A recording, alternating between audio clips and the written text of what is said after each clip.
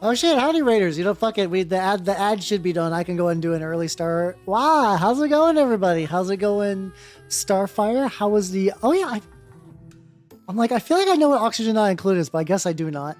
Well, how's it going, everybody? Welcome, welcome, welcome. If you do not know me, I'm Howard Not, the Mimic Elf, miniature painting VTuber of the Nurgle and Skaven variety.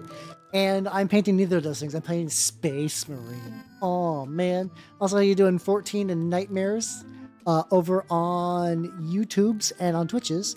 How's it doing, Zedtai? Congratulations on your first. How you doing, Horror Loving? Noise. How you doing, Moss? How you doing, Gids? How you doing, Dark Muffin? How you doing, Matthew?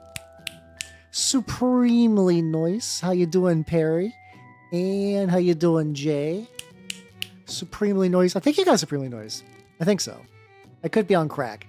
And how's it going, Papa Nurgle? No, not loyalist, uncorrupted Space Marines. Nothing wrong with these Marines at all. Oh, it's a colony sim. That's probably why. That's probably why I've heard of it. There used to be a realm I used to delve into a little bit more, but not in a hot minute. But yeah, so today I am working on I should really change the things on the left.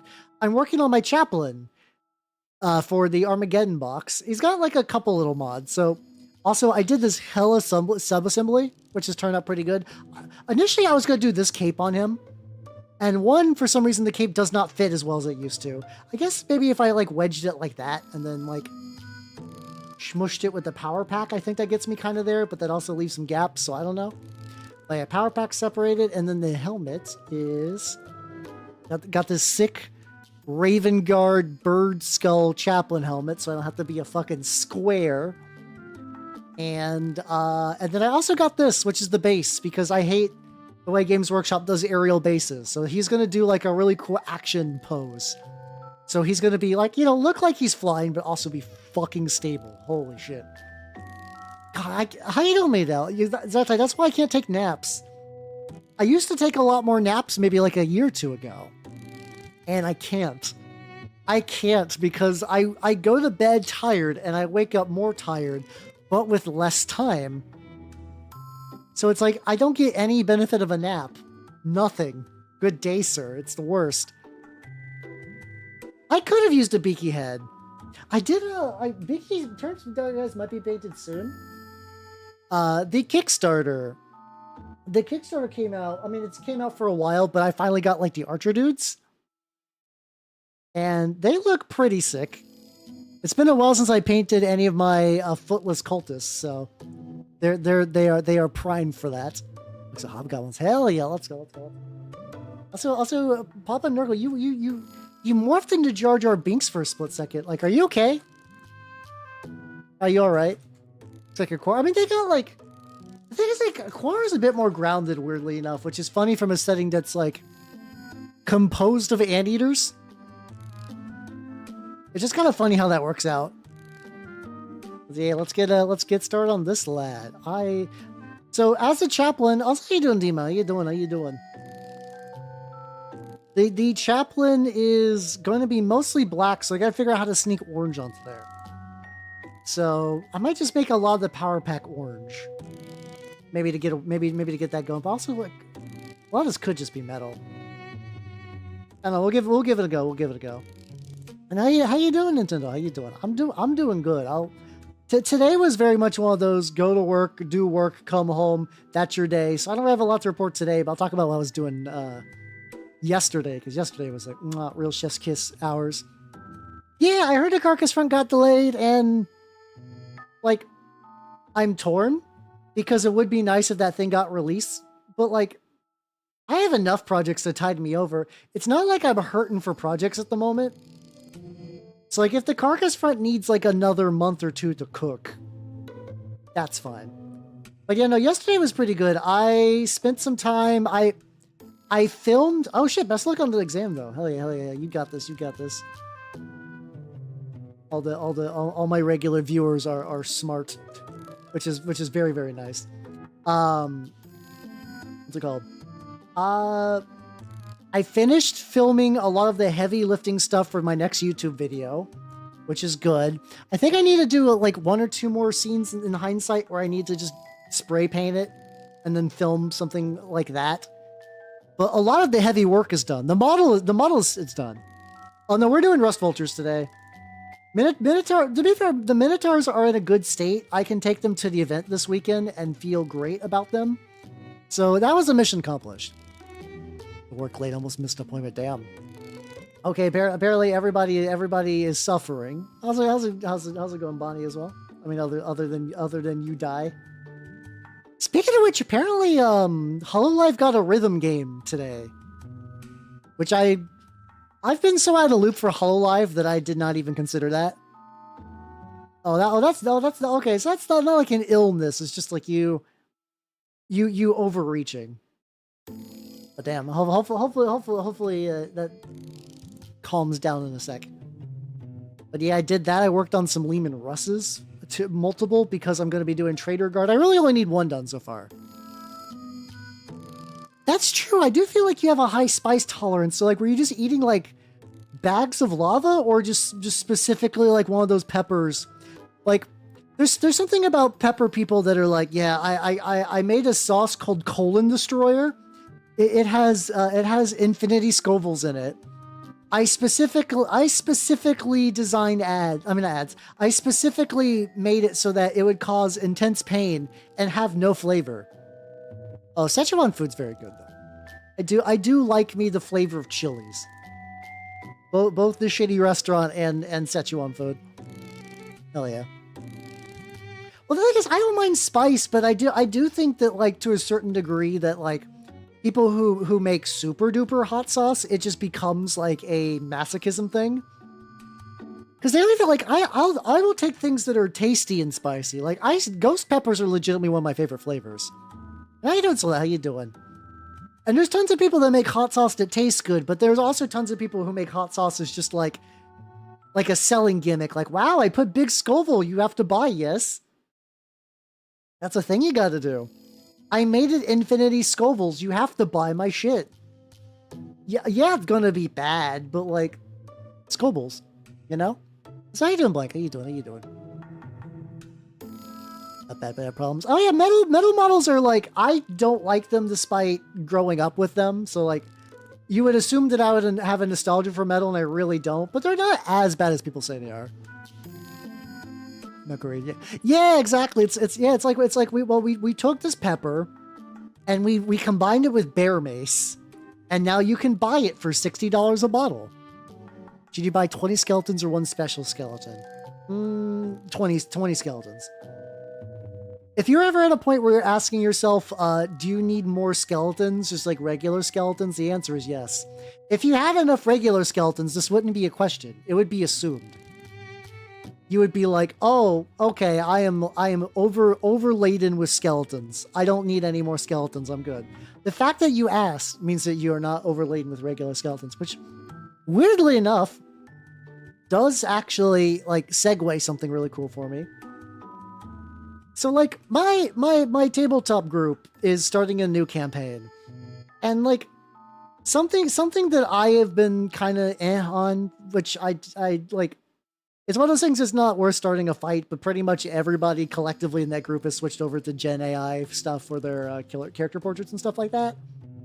I have not, and we're doing this new campaign. I'm like, well, it's gonna happen again, but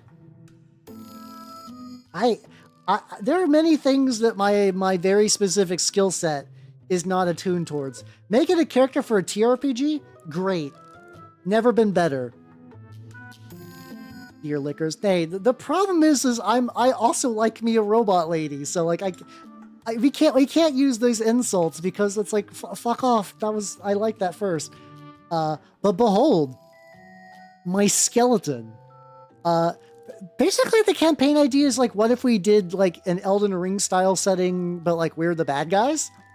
So I'm doing Pathfinder, I'm doing a kineticist, metal, fire, and I'm a horrible, angry, impaled skeleton man. I still need to do some work on the bad boy. I need to seal the base properly. I need to coat the toothpicks in something so that they have no wood grain, and I need to apply a rust coating to it. I also think I'm going to make him red. I think something about a red skeleton would really fuck, so... I'm also going with the idea that, like, if I do that, that's also, like, a good central model for a Necropolis 28 warband, you know? You know? So, yeah, I'm gonna do that. I'm doing that. When will that fucker get painted on stream? Maybe this, so... Previously, I was gonna work on the Sentinel this weekend. That's why I did a triple painting stream this week.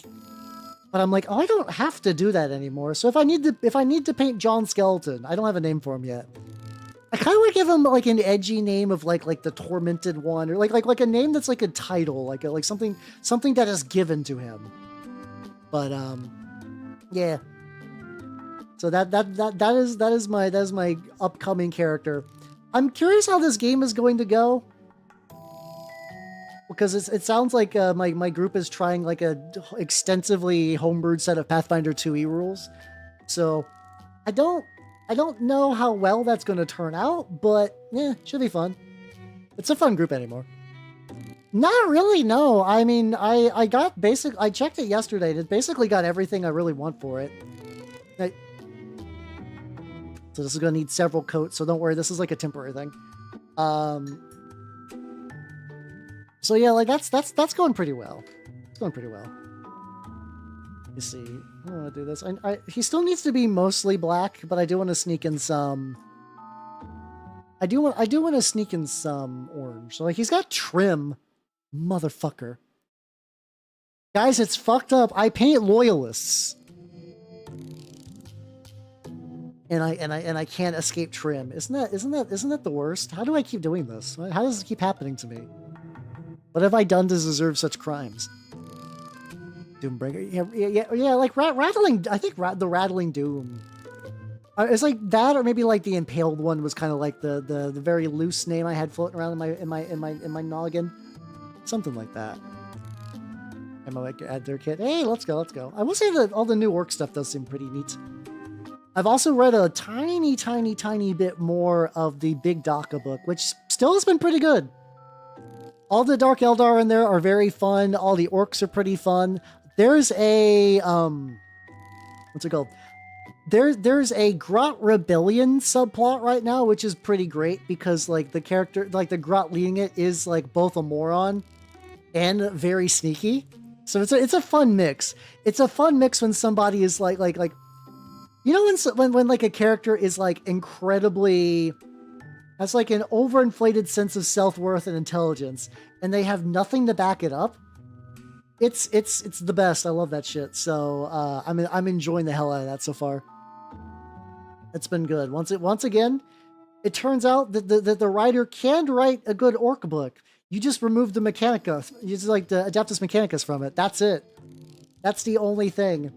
One of these days, I'll read a good book with a heavy Mechanicus focus. I think there's like a trilogy. It's apparently pretty good.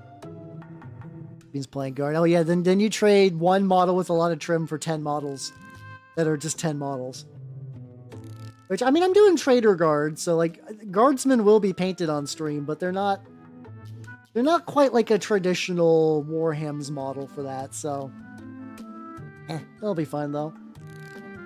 It'll be fine. Luckily, like, Chaos is still reasonably elite in the grand scheme of things, so it's not like I'm doing, outside of, like, well, even Heresy doesn't have too much trim. It's not like I'm doing, like, a crazy amount of trim. Just more than I would like. Just more than I would like. I also realized I was like, so these little, like, nubbins. I've always painted my nubbins, but the more and more I look online, the more I see that people don't. And I'm like, oh, wait a minute. I've never been, like super gung-ho to paint the nubbin. So if I don't have to, I won't. But it's also kind of already too late in a weird way as well. So I don't know. We'll see how that goes. We'll see how it goes. Big Croofy, what's to expect? Yeah, I mean, that's always the weird thing about Infinite Divine as like a beginner book. Because it also does have like, unless you're pretty familiar with the Necron range, they just kind of be like, oh, and then this model showed up, and then like a new person has to be like, what the fuck are you talking about? What is this? Not the worst, mind you. Like I don't think there's ever been a book that's been like too like model heavy. I also say that as somebody who is like pretty familiar with the settings, where it's like, yeah, if somebody says a Space Marine Devastator squad shows up, I generally know what that means, but like fresh Jimmy off the street might not. How you doing, Chelsea? How you doing? I'm doing some early orange layering on this guy with a mahogany brown just to get me going. Yeah, the Hobgrots I have are pretty. Mind you, mine are for the Cruel Boys, but I can't imagine that the Chaos Dwarf ones are especially different. So it's really weird. So he's got this side plate, but it terminates very strangely because of the book. See if he's got any other little bits. I'm also thinking about making like some of the, yeah. So yes, to be fair, yeah, some of those I'm not super sure. For me, it's usually the new tanks. My brain is like, I understand a Rhino, I understand a Predator, I understand that like a Razorback or a Whirlwind is also basically a box with a turret launcher on it. I get it. But if you ask me about specific types of repulsors for the for the Primaris range, I'm like, I don't know. I don't understand. I'm sorry. Do not comprehend. But also, like, there's like sometimes, like, honestly, I think in terms of just like reading the books and getting some level of confusion, and I don't want them to ever change it. Tau names are the fucking worst. I like that they're the worst, but like I've heard a decent amount of Tau books in my life. And I understand that Shoss has like some military rank, but then they like, it's a lot, and I can never remember anything else. I assume Tau players probably have that shit like locked in the memory vault, in the Mind Palace. I don't. Maybe that's why I'll never be a true Tau player. Ooh. Oh, so just Firecast? Okay. To be fair, I think they also tell me that multiple times in the book, and I just forego instantly. But it's a lot. It's a lot in Tau names. Oh God, that's the funniest thing is like you do get like new people coming into the setting and they're like, why didn't the Emperor just know everything? Why doesn't your average planet have strong opinions about the Grey Knights? It's like, buddy, you have like a bird's eye view of a setting where your average person is lucky to understand that a space marine is real. There's so many books where someone's like, we were getting thrashed most savagely by the greenskins. But then, like it was told to me in myth, the angels of the Emperor came, and yeah, he stepped on my mom and me dad and me grandma. We all lived in the same one room, had flat, but it was glorious. And like, yeah. I was gonna say, like, what Mini was saying, that's where I typically get lost. And I understand that there's ranks and stuff, and then I just don't interact with Tau enough, both in the game and in fiction, to really get like a good grasp on that. Yeah, they're like, my mother made the most ghastly sounds, but my father seemed pretty all right with it till the end, you know. And then they picked me up by my scruff and said, "You're going to become a space marine." And I was like, "Oh joy!" You know. Shasta Cola. Yeah, Commander Shast von Cola. Shaz von Vast Cola, whatever. The joke is immediately disintegrated. It's fine. But it's like, you know, but then you'll see people online, you're like, why doesn't everybody know about everything about the setting? I watched a YouTube video. They should know what I know. And it's very funny to me. I don't know why. I don't know if that's at the whole like literacy crisis that people mention. I don't know how much of that's bullshit or not, but it's like, man, please, I beg you to realize that you're playing a war game. Your average person in the war game has no idea what the fuck is going on. They tell you this in the book if you could read. Someday Warhammer 40,000 YouTube watchers will learn to read, and it'll be like those things. It's like in where it just shows like the future. It's all like flying cars and glass domes and stuff like that. That's what will happen. That's what will happen when someone who gets all their lore from YouTube shorts decides to read. It's not going to happen. Don't worry about it. We're going to live in hell forever. But we can always dream big, you know? We can always feel that the forever aspirational whimsy deep within our gullets. Just fucking up. I need some new brushes. That's fine. I'll get some later. There we go.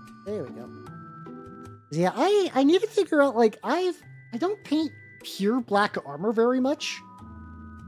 It's one of those things that, like, intuitively you'd be like, oh, just paint it black, but you're supposed to use, like, blues and grays for, like, highlights and stuff, because you don't want it to look totally flat. And that's a bit I'm going to need a little work on. Listen to books these days. I mean, I also listen to books these days, so I really can't say too much shit. But, like, I at least do listen to the books.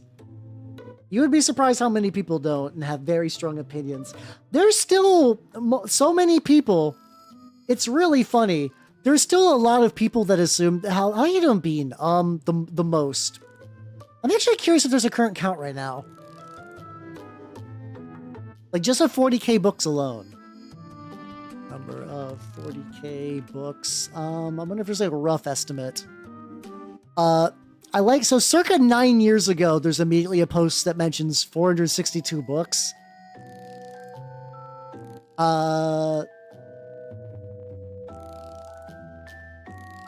In the Horus Heresy alone, there's 54 regular ones, 10 Siege of Terra, a book for each Primarch, one book specifically on the Scouring, and a bunch of novellas. It's like nigh like uncountable amounts of books. And so many people don't read a single one and have very strong opinions.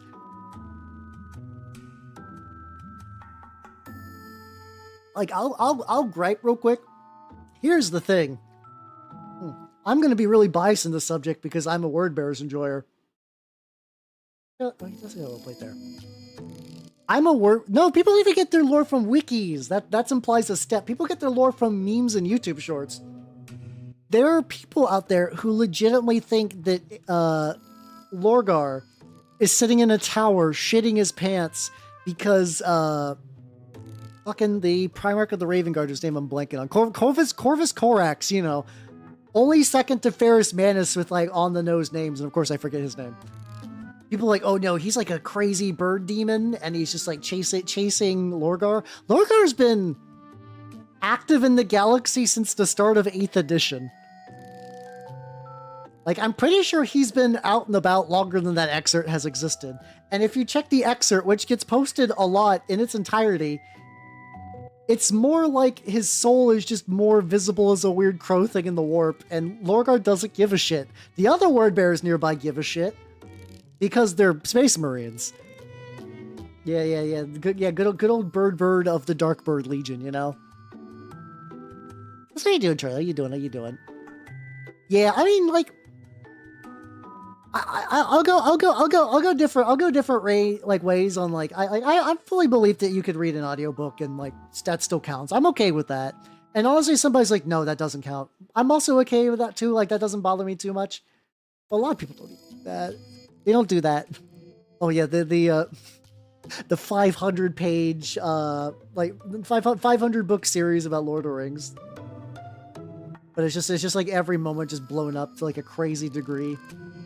We introduce all of our favorite Primarchs like Samwise Gamgee. Oh, good shit. And the three of them were the heresy. Yeah, I mean that's fair. That's fair. I think I'm somewhere still in maybe like the 40 ballpark, I guess. Yeah. Oh yeah, I mean to be fair, they also do say that like anything that's canon is in the codices, and everything Black Library wise otherwise is technically open to interpretation, which I think is cool and I agree with, because I'm also somebody that doesn't like being like having the entire setting very strictly dictated to me. You also do get people that are like, no, I mean, so there are people that like purposely ignore everything about the current lore, which I also think to some degree is pretty based.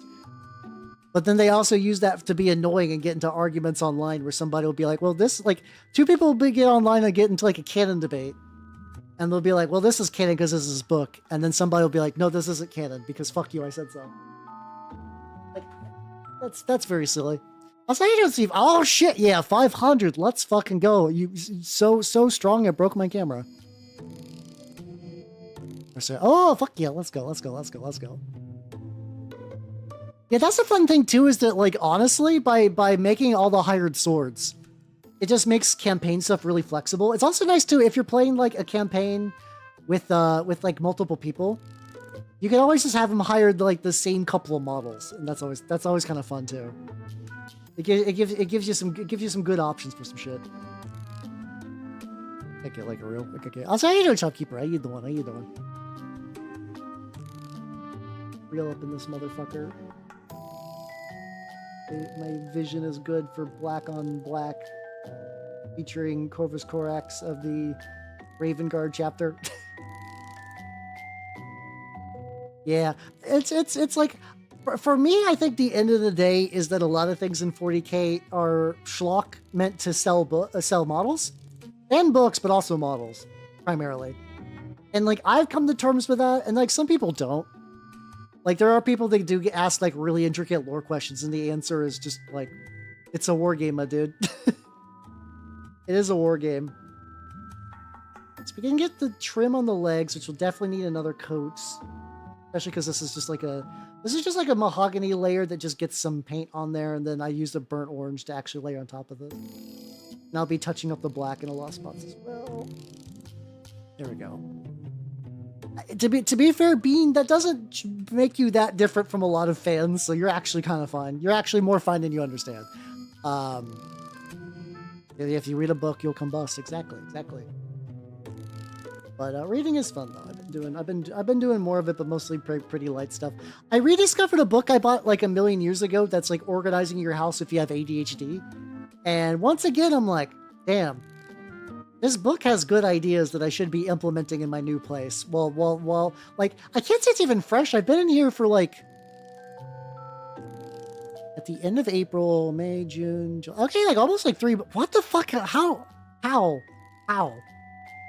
Time? How? I don't understand. I keep, because like there's like people I need to reach out to for projects that I'm just like sorry about getting this started. I had a big move recently, and like the more I think about it, it's like that move wasn't pretty recent. That move is no longer very recent, my guy. You'll just have to be like, sorry, lost track of time, lol. It's not like everyone's like owing anything. It's like a me starting project. I want to reach out to get some shit going. Especially for like TRPG things. Yeah, no, I straight up moved at the end of April. And okay, so I'm not the only one though. Okay, so at least I'm not crazy by myself. Although game is lore. Oh yeah, there we go. That's why I read the core books. The one big book. It's got like legitimately neat lore in it. And it's about Quar, which is great. I'm really as a scam. Case we're just cops and squigs. See, I like that, but like I like that. For me, I find Rogue Trader Era 40k fascinating as like a weird prototype relic, and how a lot of it isn't that different. But then you also got like Imperial androids, I believe, and it's like, oh, this is a weird setting, but I kind of like it. I like it. And as like a thing, I don't know if I would play. I mean, okay, I would absolutely play Rogue Trader to play Rogue Trader, but if there's a new game with those rules, I'd probably be like, what the fuck are you doing? No, please stop. You are insane. You could call me an expert, I guess. I mean, I do the kit bash, so yeah. You got some questions, just lay it on me.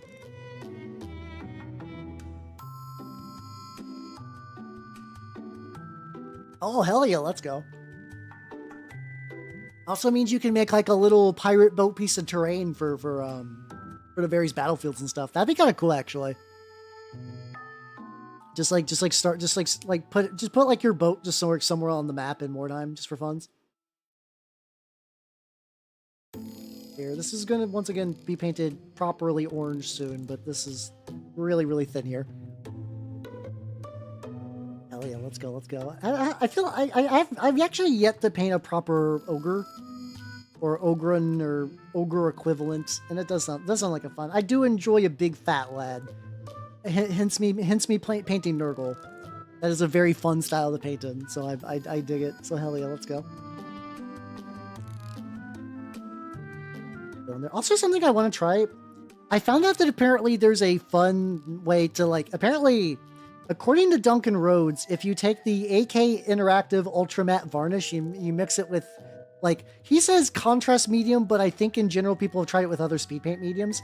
Apparently it makes like a really nice brush on, like really quick, like matte, like layer. So like that for my my ATRT, it's like really shiny, but like just at the top. And it's like, oh yeah, I can hit that with some of that. Also, AK Ultra Matte looks really banging. It makes the model look flat as shit, which is great, you know. So it's like, ooh, I need to get some of that. I need to get some of that. Unfortunately, they don't really sell AK where I'm at, so I'll have to find that online on the interwebs. Let's see. Let's also get a little bit on the rocks. Where's my big ass fucking dark stone color? There we go. Gonna make it to a patrol boat. Hell yeah! Let's go. Sick. Yeah, I've been missing Mordheim. I'm excited for the big weekend event to be done, so that ways I can kind of go back to, I don't know, then I think like more regular pickup games are going to form at my shop, and I'm pretty excited for that. Because I've not played a Mordheim or Turnip or a Trench Crusade in a while. It's mostly just been prepping for this fucking event as of late.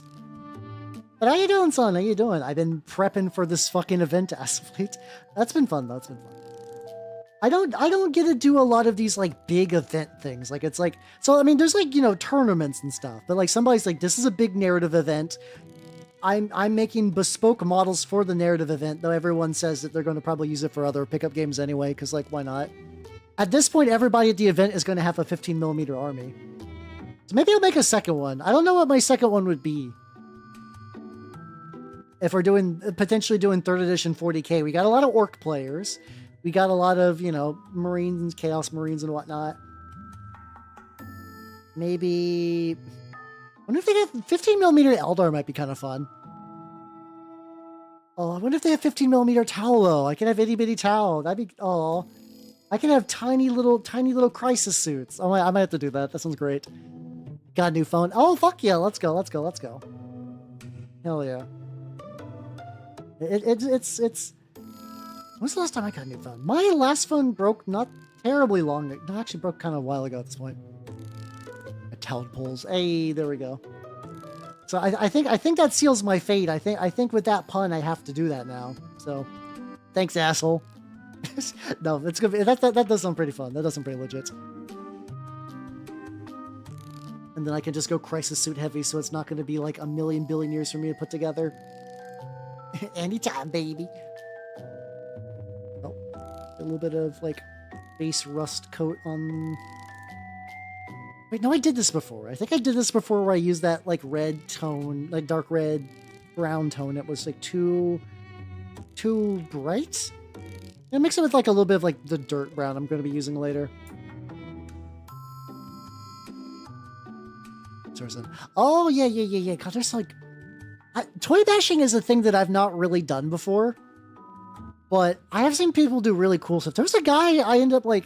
I found like a really... It's been kind of weird. I feel like lately it feels like YouTube has not really had a lot going on for me. Just like as someone watching YouTube. I've been kind of like whatever on it. Where it's like, well, I feel like I've seen everything what I really want to see, which probably is just an indication that I'm looking more like fiction and thought out stuff instead of just kind of like goofy bullshit.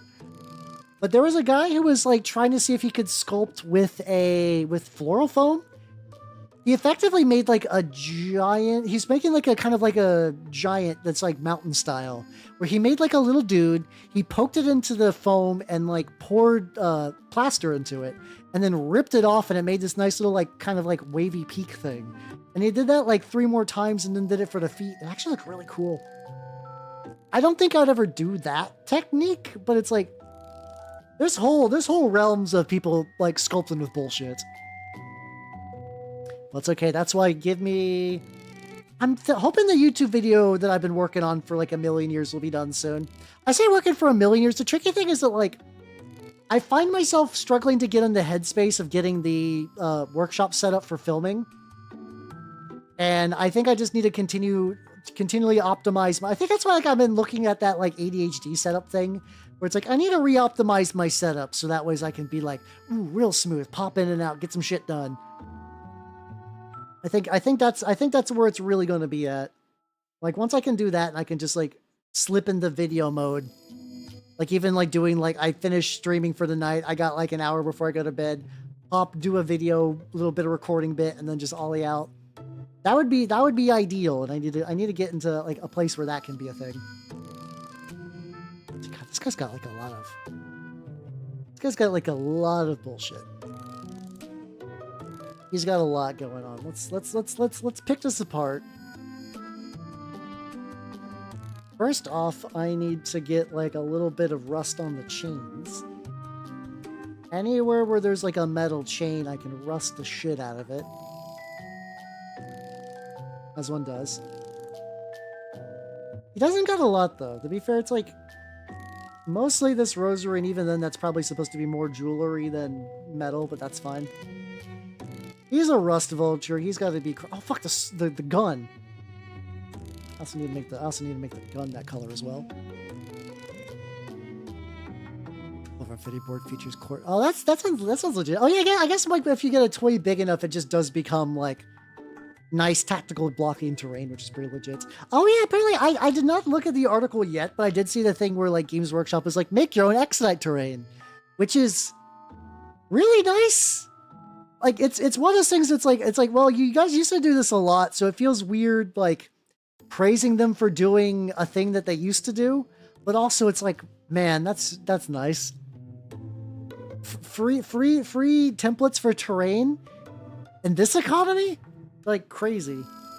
From Games Workshop? Wow. Wild bullshit abounds.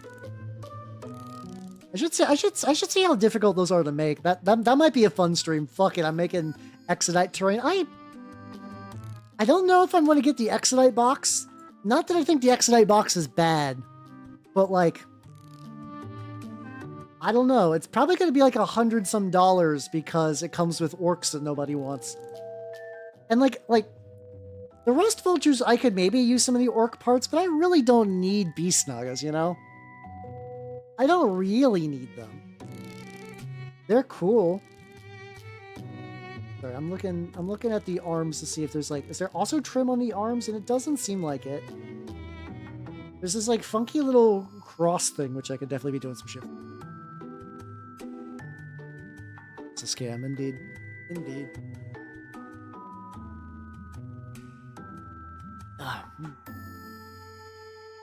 What color do I paint the...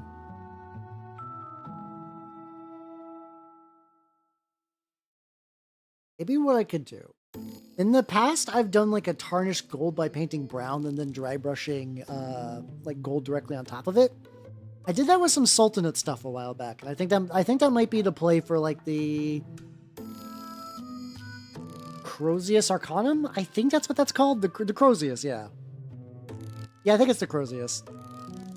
Look at me remembering shit. I think of how many books I've read that actually features chaplains. Not a huge amount, but like they pop up from time to time.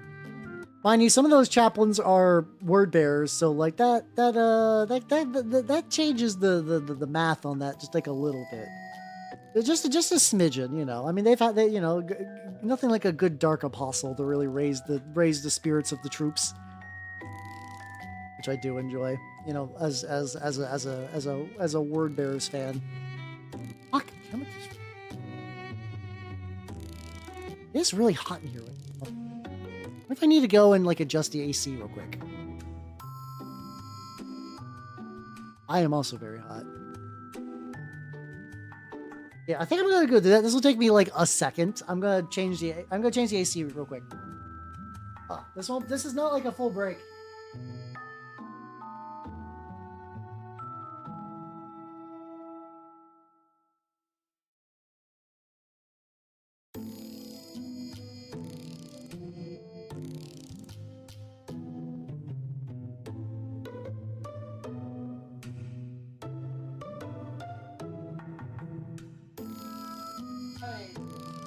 AC on even more.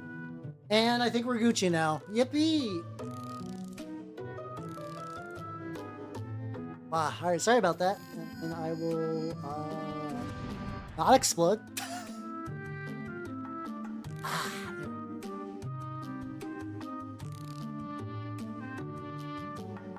Yippee! Let's go. I was about to be like, but the thing is too, I also still have the terrain from the last stream I did. How you doing, Muckrin? How you doing? I'm working on a chaplain, and it is very early in the process.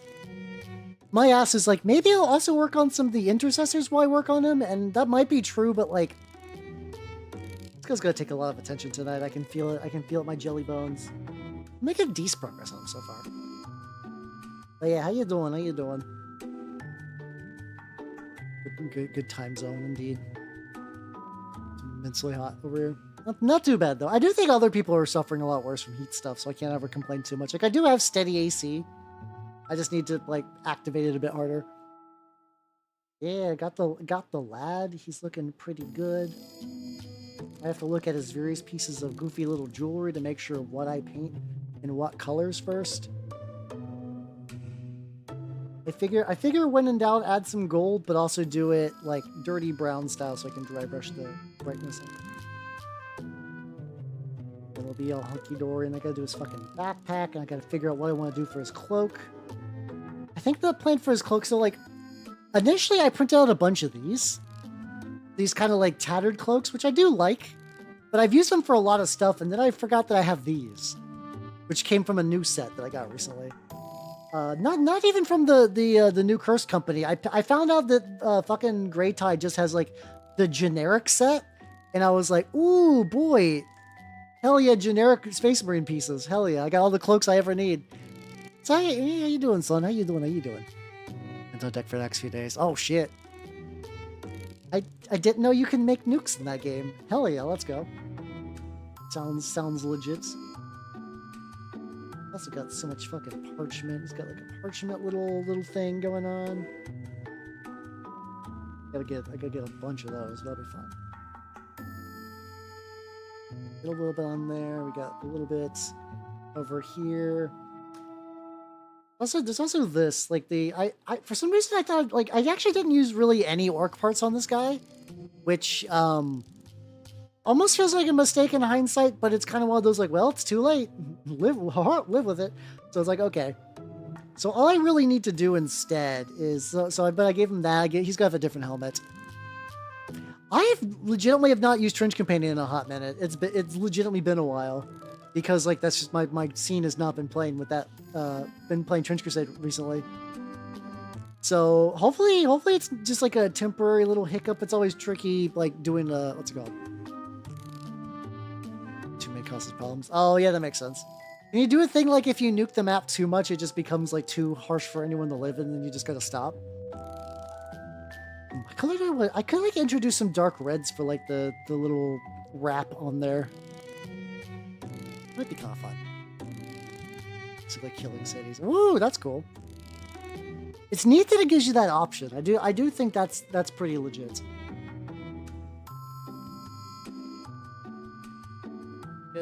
Probably need some red later for various purity seals and whatnot, but that's probably gonna start with a brighter red.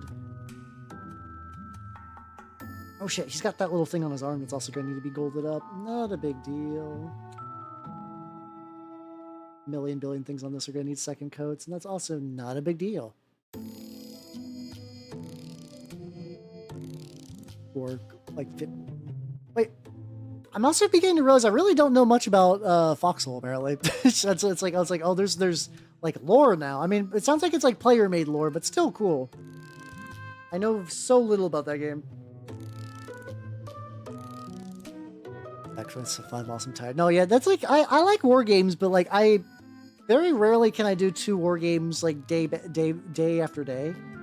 This weekend I might be doing that. We'll find out. I also might just skip one of the days and just show up on the second, because one of the days available is going to be Friday. And it's like, well, I'm already going to be coming off work, and I have a limited time because that's when my tabletop group meets. So it's like, well, I could skip that one just so like I don't feel like fucking dead.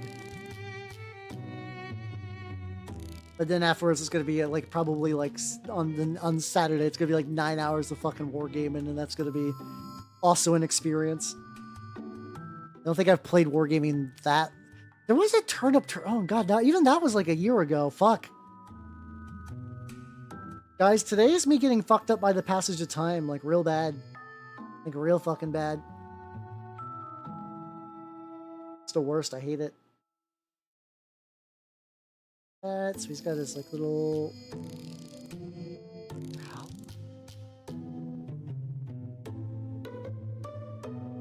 Sorry, I'm like. He's got like a belt over one of his legs that doesn't really do anything. I'm kind of confused by what that belt's about, but we'll find out. Fucking time. How you doing, Bonbon? Time does suck. I like how that's the reoccurring theme of today's stream is time sucks. But yeah, how's it going? How's it going? I'm working on my Chaplain for my custom chapter, the Rust Vultures. These guys aren't done either, but this is like the general color scheme, like a good breakdown so far. This guy's not too bad. I made 2 of these bases that had like cork extending off the side, and in hindsight, I'm really regretting that. If I'm going to be honest, it means a lot of their bases are kind of flimsier than I would like. So I'll have to deal with that later. Yippee! Let's go. But yeah, how's it going? How's it going? One of the few Space Marines I think I've seen that has like the holster without a gun in it already. As a guy who paints a lot of Horus Heresy models, there's so many of those. It's like, yeah, no, they got the bolt pistol, but they also got this other pistol, I guess. Fuck you. I mean, Marines having backup weapons like makes logical sense, but it's like, man. Oh yeah, that's a good emote. Yeah, meets one of those VTubers I have not checked in on in a long time, but no, she's a fun lady. She's a fun lady. If you got gifted a sub for Meet, you should have a good time. You should have a good time. No, there's like a lot of VTubers that I have not kept up track on over the years, and it feels bad. I'm like, ooh, I'm bad at maintaining friendships. Ooh. But it's fine. I'm doing better these days, so it's not. It could be worse. Spin. Is that what it's called? I mean, it has to be. I feel like if your name was Meat and then you had a spin emote and it wasn't called Meat Spin, I feel like that would be like a moral failing. that like you had this opportunity, you did not seize it out of, I guess, cowardice, maybe shame, but like that or like a Twitch admin was like, hey, no, cut that shit out. Like that. I need to know.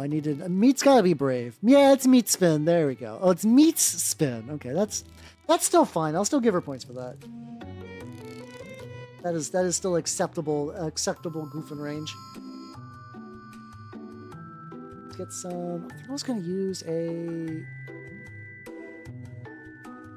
my various proacral like drabs or dark green brown. There we go. Try to base coat as much as this motherfucker. Yeah, I'm just trying to get everything coated at least once, and then I need to figure out what the fuck I'm doing for the black armor.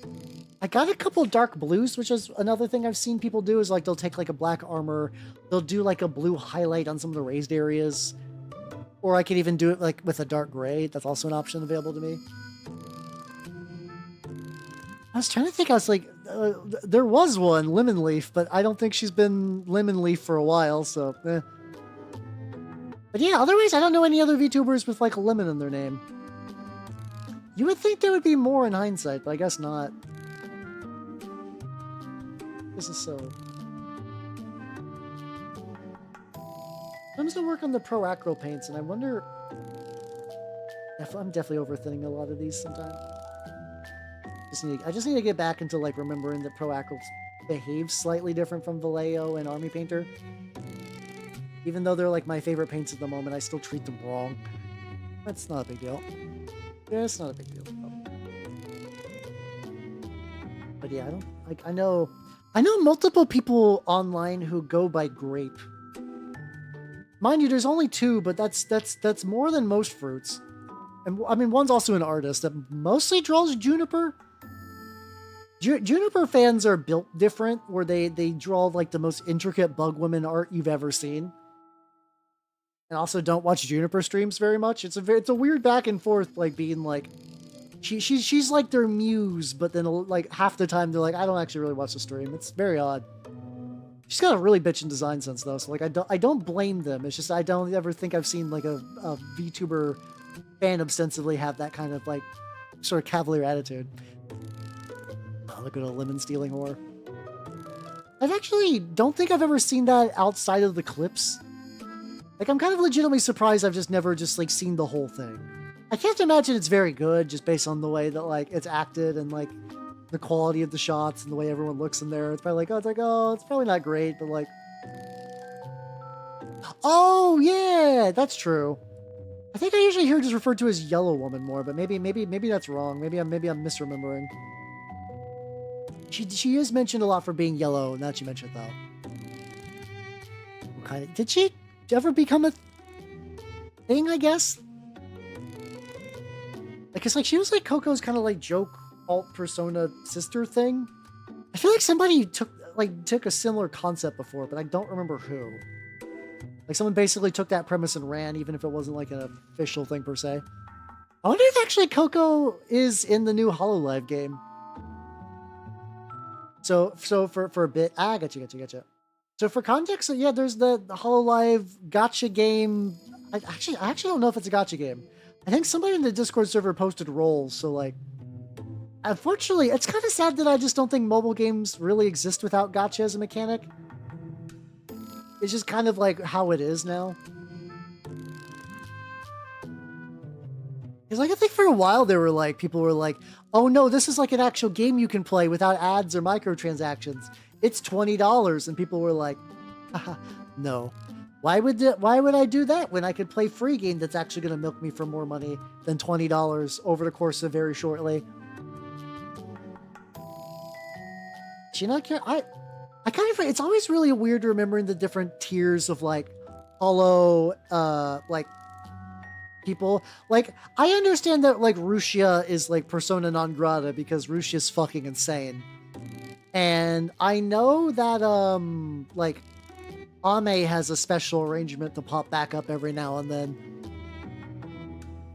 But yeah, like, if I was to play that game and I can't get Kanatan, what's the fucking point? I don't I like, why would I give a shit about that game without Kanatan? What the fuck? You will not be getting my $0, stuff like that. Oh, to be fair, question mark, that's actually not super uncommon. So I used to play the Love Live gacha game way back in the day. And it was like basically what you would do in that one is that like it was basically just like a character and then like different versions of the same character, and they would have like active and passive skills. But I also wouldn't be surprised that these days you do kind of do that thing where it's like a lot of the gacha mechanics and stuff are probably just more for us like aesthetic reasons. But then you probably still need to roll gacha for it's like Uma Musume. Like Uma Musume, like if you want to be like, oh, I love haunts, I roll for just the Uma gacha. But then there's also the whole trainer gacha, which is like, oh no, if you want to be better at the game, you roll on this. You roll on this because this gives you the means to be better at the game on a mechanical level for every horse, more or less. You know, more or less for that.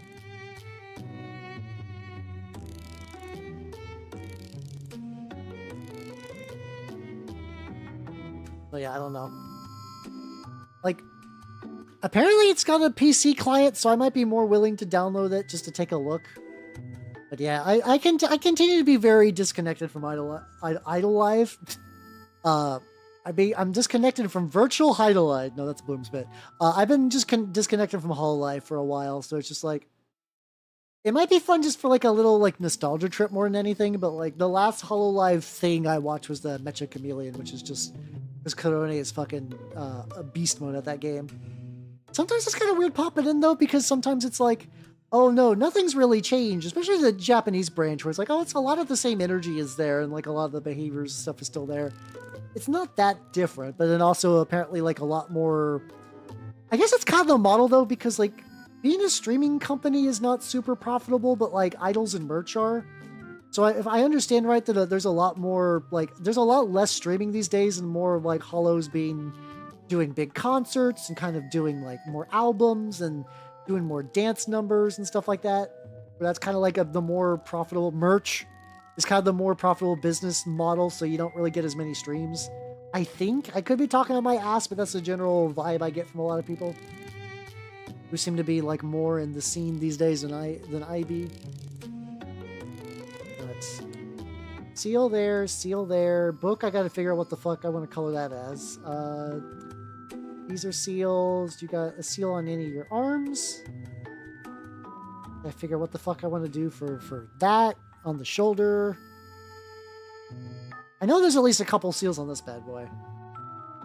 I think they're okay. They're just on the side. They're just on the sides just for the purpose of building like volume, I guess. Yeah, that's gotta be really ominous. Like it kind of sucks to be in that position where it's like, well, like, because effectively in Hollow Stars for a while, I know at one point the Niji boys were bigger. And I know that I heard stuff about that branch got a little like weird. Also, keep hearing like very anecdotal rumors that a lot of the idol like Ikemen fan base was sort of eaten up by Love and Deep Space. I don't know if that's true, but yeah, also too, yeah, FSP seem to be doing pretty good. But yeah, but like getting into Hollow and being just like, yeah, we just, you know, you're on your own, buddy. Quit when you feel like it. And it's like, man, that's fucking rough. I don't think they'd ever say quit when you feel like it outright, but there's, you know, Japanese work culture definitely has a mood. Definitely has a mood to it. I'm just like, well, you can stay there, and then eventually we will just kind of put you in the corner until you do the polite thing and leave. And I know a couple have already left, and I hope they're doing pretty well. I hope they're doing pretty well. I know a couple of other people who left and seem to be doing pretty well these days, so yippee, let's go. These corpos. I know it's rough. It sucks because generally they do have like pretty good talents and everything. It's not like the actual VTubers are bad. It's just like management is one hell of a drug. Shit, I need to get the bottom of your feet. Yeah, I can do that. I can take this nice bigger brush and just go ahead and get that going at this early stage. This is another one of those that like the model was supposed to be like dangling from like a goofy little smoke cloud. And no. No, that's fucked up. Games Workshop, stop that. Stop. I understand you want the model to look like it's in flight, but flight stands were fine. I don't hate that. Oh, I'm down. I'm very excited for Under the Dice Fest. I'm getting my big moving box for those minis tomorrow, I believe. Oh, also looks like we got an ad break, so I will see you nerds in 3 minutes. Wah. Ah, there we go. Properly.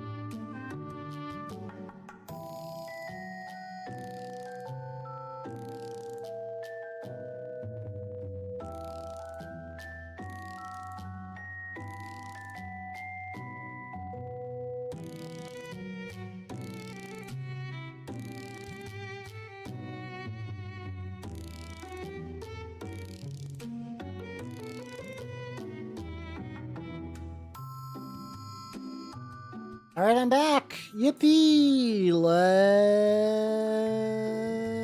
Wow. Wow, my model got big. So I was like, well, usually when I just kind of like take a break and I'm not getting up to like stretch my legs, I'm like, what do I do? I'm like, I can just chill, I guess. I was like, no, I'll paint. I'll paint a different model while I'm waiting, so that way get some layering going on. Let's go back to you, motherfucker. Do you have some details I need to hit up? I'm excited for the Dice Fest. It's gonna be interesting because like this is like I'm also God. I think more than I ever have in my entire life, I'm getting off-Kai FOMO. And I don't know if it's just because like visibly it seems to be like because it's a bigger and bigger thing, I see more and more people go into it, but I'm like, fuck, I gotta go next year. I gotta go to off-Kai next year. I need to do something. I need to like sell jelly organs or like something like that. I still also need to work up. My Rusted Demon is probably going to be what I be painting in August. Realistically, that's probably going to be what I'm going to be painting in August. I mean, this is not going to spoil the video that comes out, but the thing that's going to be coming out in the next video will be. I for sure know a lot of people because I see them on my tweeters, and they're like, it's like they're either there or they got like merch there, and they're talking about people going there to like pick up the merch, or like I know them as like they're like I know some are volunteering to be like staff, which is also a really cool thing to do. I think volunteering is pretty based. Unironically though, yeah, I think I legitimately. And I think otherwise I've been like, well, it's always kind of been like, you know, there are VTubers that go to a lot of cons and stuff, but it does feel like every year it gets bigger and bigger and bigger. I'm like, oh. And like, mind you, it's not like I'm like not going to conventions and stuff. Also, Gen Con's coming out soon too. I'm like, oh god. So Gen Con, me missing out on that is not that big in the grand scheme of things. Yeah, base and philanthropy build. I mean, that's what you got to do in this world. If you want to see something live, you have to do stuff. You have to do stuff. So if you're like, I think this convention is really great and like it's a great thing for this beautiful community, I'm like, fuck yeah, let's go. Volunteering. Hell yeah. But yeah. But yeah, I need to do my Rusted Demon. At the very least, the Rusted Demon model of mine's pretty built out. I've went through a decent amount of materials, so it's going pretty good. It's going pretty good. But yeah, no, I've been seeing a lot of like ramp up for Offkai things on the Twitters, and I'm like, VTuber convention. I think it's just because like I don't know. It's like I've hung out in a VTuber context, but I'm not really. I think something neat about. I think also too. I'm in a really weird spot as like I only mostly check out indies. Like I don't really watch. I don't even really watch like the big indies. Like I know a lot of the people are like, oh, I'm a big indie person now, but they watch like Made Mint, I guess, a lot. I get a little WD-40. No, he could use it. All my rusty guys could use it. Not just anything wrong with that, but that's like a whole different style of indie than what I'm usually watching. Yeah, to be fair, you live in an area that is really hostile to owning a car. So I don't blame you on that, and that does absolutely fucking suck. And like your transportation does determine a lot of things for what you do. So I get it. This fucking belt. So the corn dogs are evil. No, but corn dogs are life, and corn dog. Okay. Are we talking regular corn dogs, or are we talking whack-ass Korean corn dogs? Those corn dogs aren't bad, but they are filled with trickery and mischief. A corn dog should have corn and dog, and then once you start putting like macaroni and like kelp flakes and stuff on there, you've moved on. It's no longer a corn dog. I'm sure it's not necessarily called that in Korean. That's just probably the way it's localized, but still. I see a lot of pop-up Korean corn dog places, and I'm like, this is the mischievous. Absolutely fucking mischievous. Survivors of V-Shoujo. Yeah, the Survivors of V-Shoujo. Or even people like the Survivors of other corps too, to be fair. I forget, unless Mint was supposed to be a V-Shoujo and that just didn't work out, which also kind of sucks. All corn dogs. That's a fucked up opinion then. That's a fucked up opinion then, the hate on corn dogs. Maybe I have a soft spot because like, I mean, I ate like garbage in college, like every other college student does. And I distinctly, oh yeah, they don't taste bad. The thing is, I had Korean corn dogs and I enjoy them. I just consider them to be mischievous. Like, where am I going? Where am I going with this in the first place? Yeah, the ramen ones weren't too bad. But yeah, I lived off of like corn dogs and taquitos for quite a while, just because that was like my only options for survival for like $3. How you doing, Crip Shadow? How you doing? Oh, just a. Oh, it's like, okay, it's a Kong dog, like specifically like the ramen one. Gotcha. I don't know the sub varieties of the spicy weird ones. There we go. But how you doing? I'm painting a book. Wow. Figure out how I want to paint this book. Looks like as long as I leave the nubbins so I can color them metal color, this is probably gonna be fine. Hey, how you doing? How you doing? Yeah, that's the weird thing is like it's also like my sense of what a cheap meal is kind of skewed because I do cook at home so much. I guess for me a cheap meal is like anything that's sub $20. That sounds about right. I guess if you go to Taco Bell and order through the app, you can get like some of the build your own box things, and those can be cheaper. To be fair, just a dinner for your family. Hell yeah, let's go, let's go, let's go. In hindsight, I wish I did as well, but also like, it wasn't really an option for me.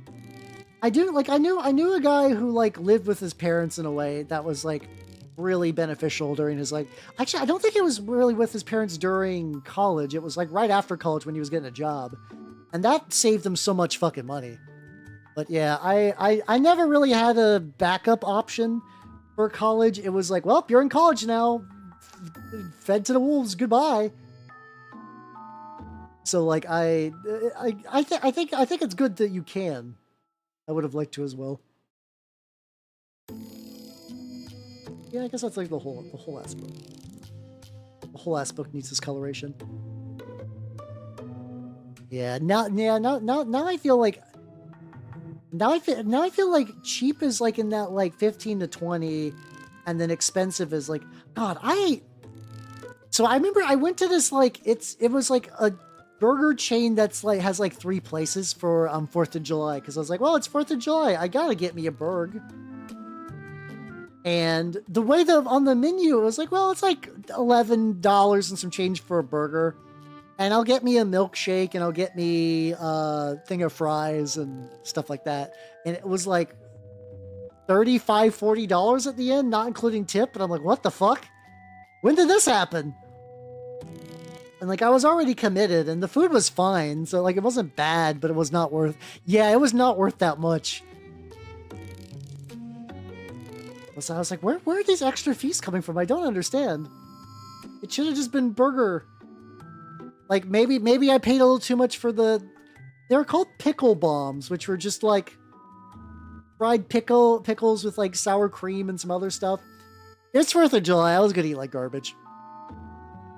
It does feel bad. And inflation, because I got like, inflation was always a thing, but like,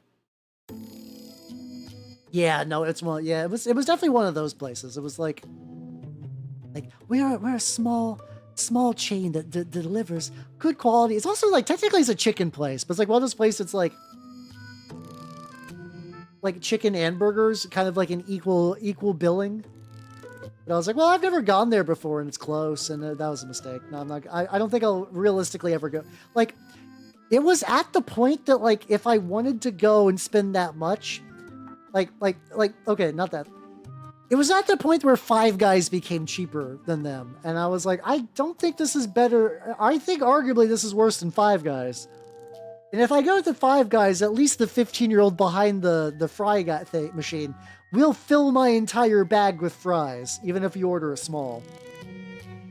And like Five Guys already gets shit for being too expensive, so it's like, man. There we go. So yeah, no, I live off chicken. Yeah.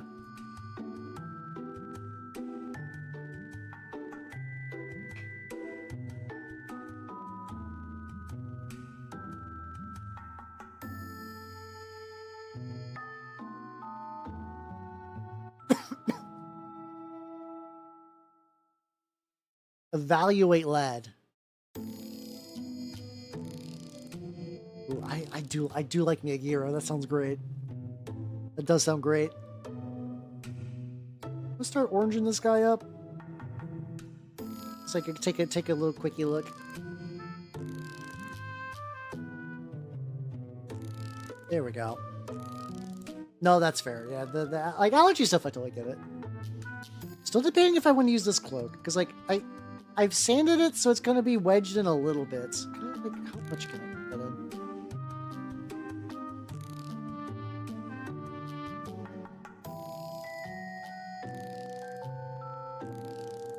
No, whatever. I'll just start doing the burnt orange, I guess. Oh, A Greek Mexican place sounds fucking phenomenal. Holy shit. That sounds beautiful. Yeah, I mean, I mean, that is how I can like do my stuff and everything like relatively on a budget, because I don't eat out a lot, so it'd be like that. It'd be like that.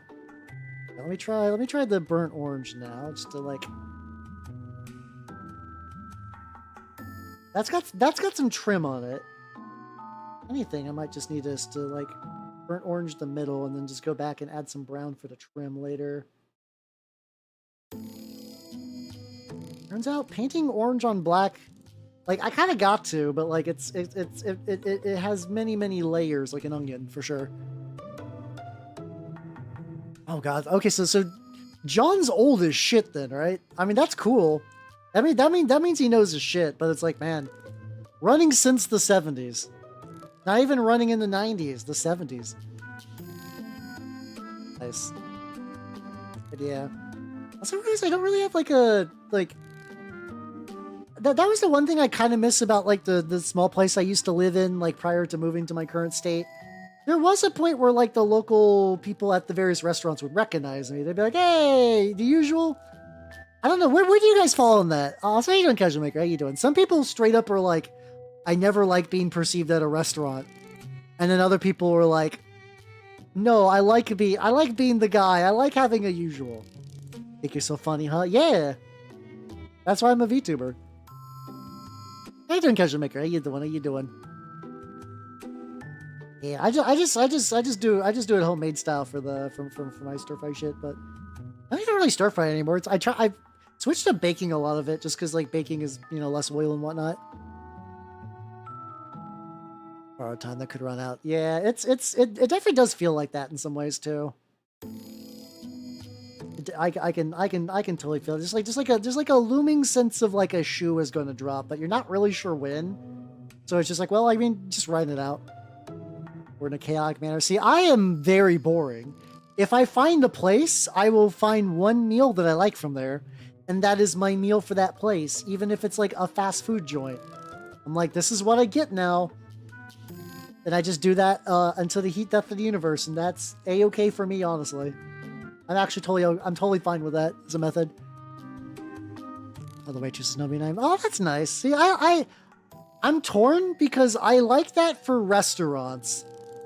I'm weirdly almost against that at an LGS. Like, there was an LGS I used to go to way back in the day where, like, the owner knew me and, like, we would talk a lot. And that's not necessarily bad. That's technically, like, good customer service and they were a nice person. But it was, like, sometimes I just would want to go in and grab a thing and it's like, oh, God, no, this is a whole thing now. I'm locked in. You should get... I usually just kind of pick whatever. Recently, I did get the fucking Stone Ocean JoJo one. That one's pretty good. It's like a... I don't know what you would describe it, because honestly, after a certain point, a lot of the flavors are just kind of variations on color. It's like a apple-y pear sort of thing. I'm digging it. Beers is back in 7 months. Listen to the call. The duty was like, no, it is not your time. You must hero. You must be the hero, the hero. Let's see, loiter bumble up. Oh, that's not too bad. I mean, that's a good mix. That's a good mix, Steve. Also, did I say howdy, Steve? Howdy. Working on my lads. Yeah, I say that like I don't explicitly call every model I ever work on lads, but like I'm working on my Chaplain. There we go. That's the name of this particular model that is a well-known figure in 40K. I mean, unironically, yeah, no, Chaplains are kind of like they're like what there's like, it's like Chaplains, Tech Marines, a couple more, but like the iconic, like, these are Space Marine captain-y dudes. They do captain-y dude things. Which is pretty legit. Good food, work for about... Oh, that sounds like, yeah, like the idea of like, I know some people do that where it's like working at a different place than you're like where you do stuff is like good for the brain. I don't think I've tried that in a while. Yeah, librarians too. Yeah. I mean, I do also got a librarian from the Armageddon set. It's got a lot. It's got a lot of these like Space Marine models that I just don't own, which is why like I understand like some people like this set sucks, and if you already own a lot of this shit, I can totally see that. But as someone who doesn't, I'm like, yippee, let's go. I've held out. So chaplains are sort of like the spiritual guidance of the chapter. Like, when you're like an 8-9 foot tall roided out space warrior, and like you're having like doubts or concerns or whatever, you can speak to your local chaplain, and then also they kind of exist to root out possible seeds of heresy or sedition and whatnot. So it's both like the kind of like the soul of the chapter of like not even like a whole chapter. It's like, you can have multiple ones, like the soul of like a particular group of Marines, and then also kind of like the secret head of the like basically like the secret police as well. So if you're talking to your chaplain and you're like, oh chaplain, I feel guilt. A building collapsed on a bunch of orphans when I was fighting some Tyranids, and they're like, don't worry, buddy, you did it for the Emperor. They're all in the Emperor's sweet embrace now. But then also if one's like, hey chaplain, I got this weird like 8-pointed growth on my back. They're like, I see. Step over here. But no, you gotta talk to the chaplain though, because if you don't, you also are suspicious. Yeah, you should. I mean, the thing is like OPR. Yeah. It turns my cap backwards, puts on my sunglasses, turns the chair backwards too. You know who would really purge heretics? Jesus Christ. I love making fun of youth pastors like they used to be a bigger thing culturally, and I assume they're still. I don't think like youth pastors died out, but like I feel like making fun of youth pastors is like making fun of like hippie brand hippies, not people with like bohemian ideals, but I mean like 60s hippies. Are there people out there that exist that are like 60s hippies? Yeah, but like at such small numbers, you don't really need to like go out of your way to perceive them. To the Death Watch, but yeah, you had the right idea. Like Leandros as a Space Marine 1 was not, but then as a Space Marine 2, it doesn't matter for Space Marine 2 spoilers. Who gives a shit? But then yeah, but like the kind of being a little by the book bitch behavior from Leandros is perfect chaplain material. So he made a lot of sense to make a chaplain. That's another one of those things that some people online will be like, Leandros was punished and was made a chaplain. Like, no, that's an honor. Becoming a chaplain is like straight up a promotion. Like he got everything he wanted. Nothing.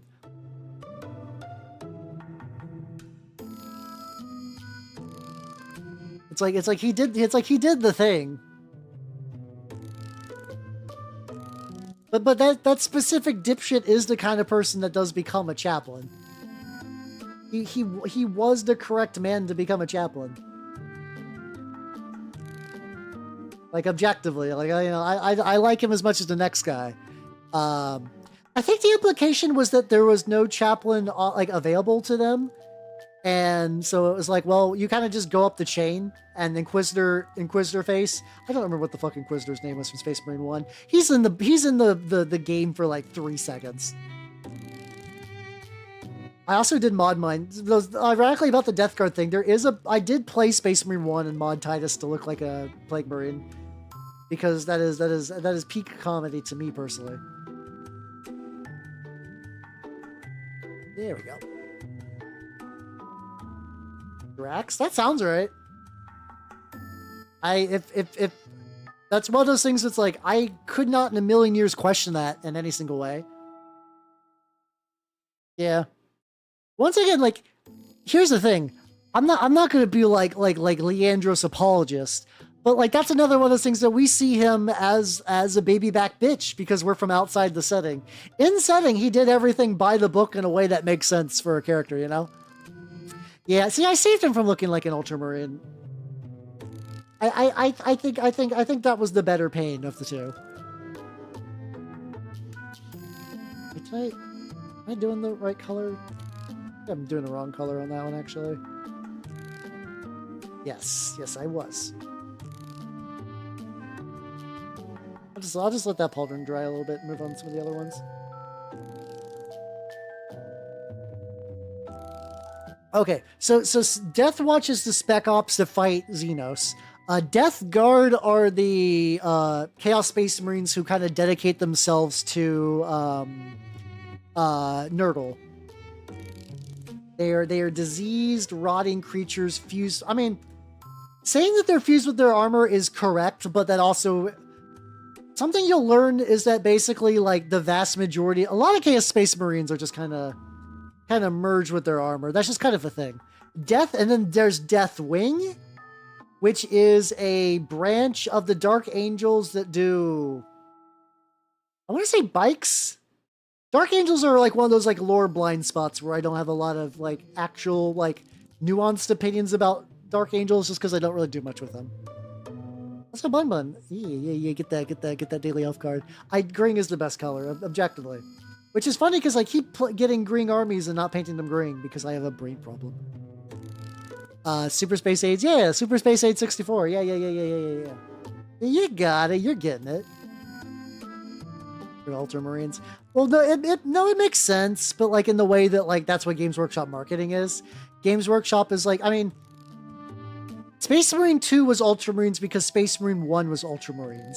Space Marine 1 was Ultramarines because that came out like, I think that came out like peak Matt Ward Ultramarine Wank Spiritual Liege stuff.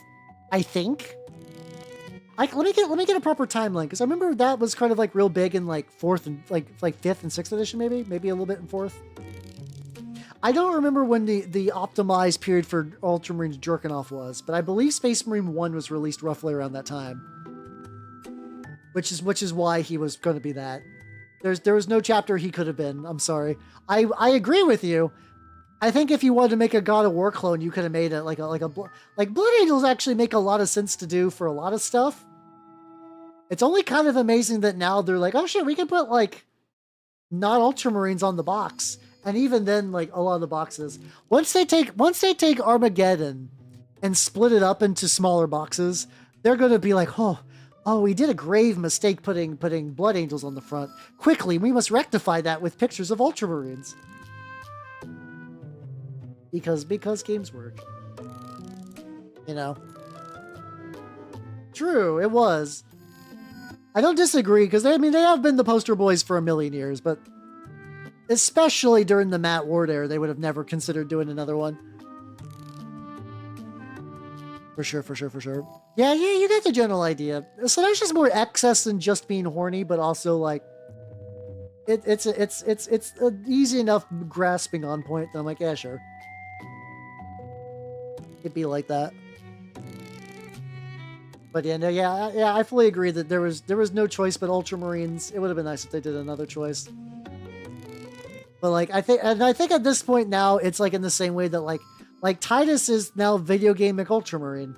Like any Space Marine series is gonna do that. Is gonna be an Ultramarine. It's probably gonna involve him. Maybe.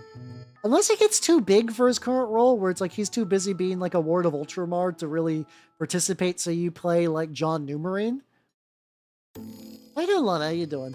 Honestly, what kind of would have been cool is you play a Marine with like no with your head shut off, like your helmet shut. You play a helmet shut Marine, so you can just make custom guy.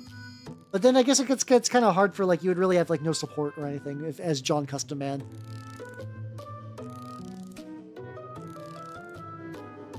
Yeah, it's like, I mean, I've made peace with the fact that they're just going to be the poster boys forever, and like it's not changing anytime soon. So it's like I have nothing to get angry about.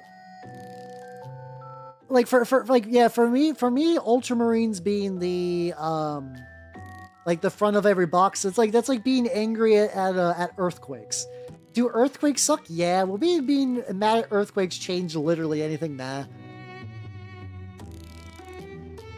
Yeah, I mean, in Boltgun, you still played an Ultramarine. The like Kato Malus, something like that. Something like that. I forget exactly how his name is pronounced. A bit on there.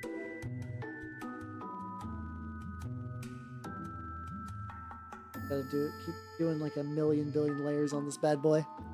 Malum Kato, thank you. I was like, it's got something with like Malum or Malum or It's him. Millennium Kyle. There we go. Millennium Kyle. It's him. Not even close. There's not like a good, like, boring name equivalent to Kato. The closest I mean is Kato, like Cato, but even then that's kind of a semi-exotic name. Nothing too bad.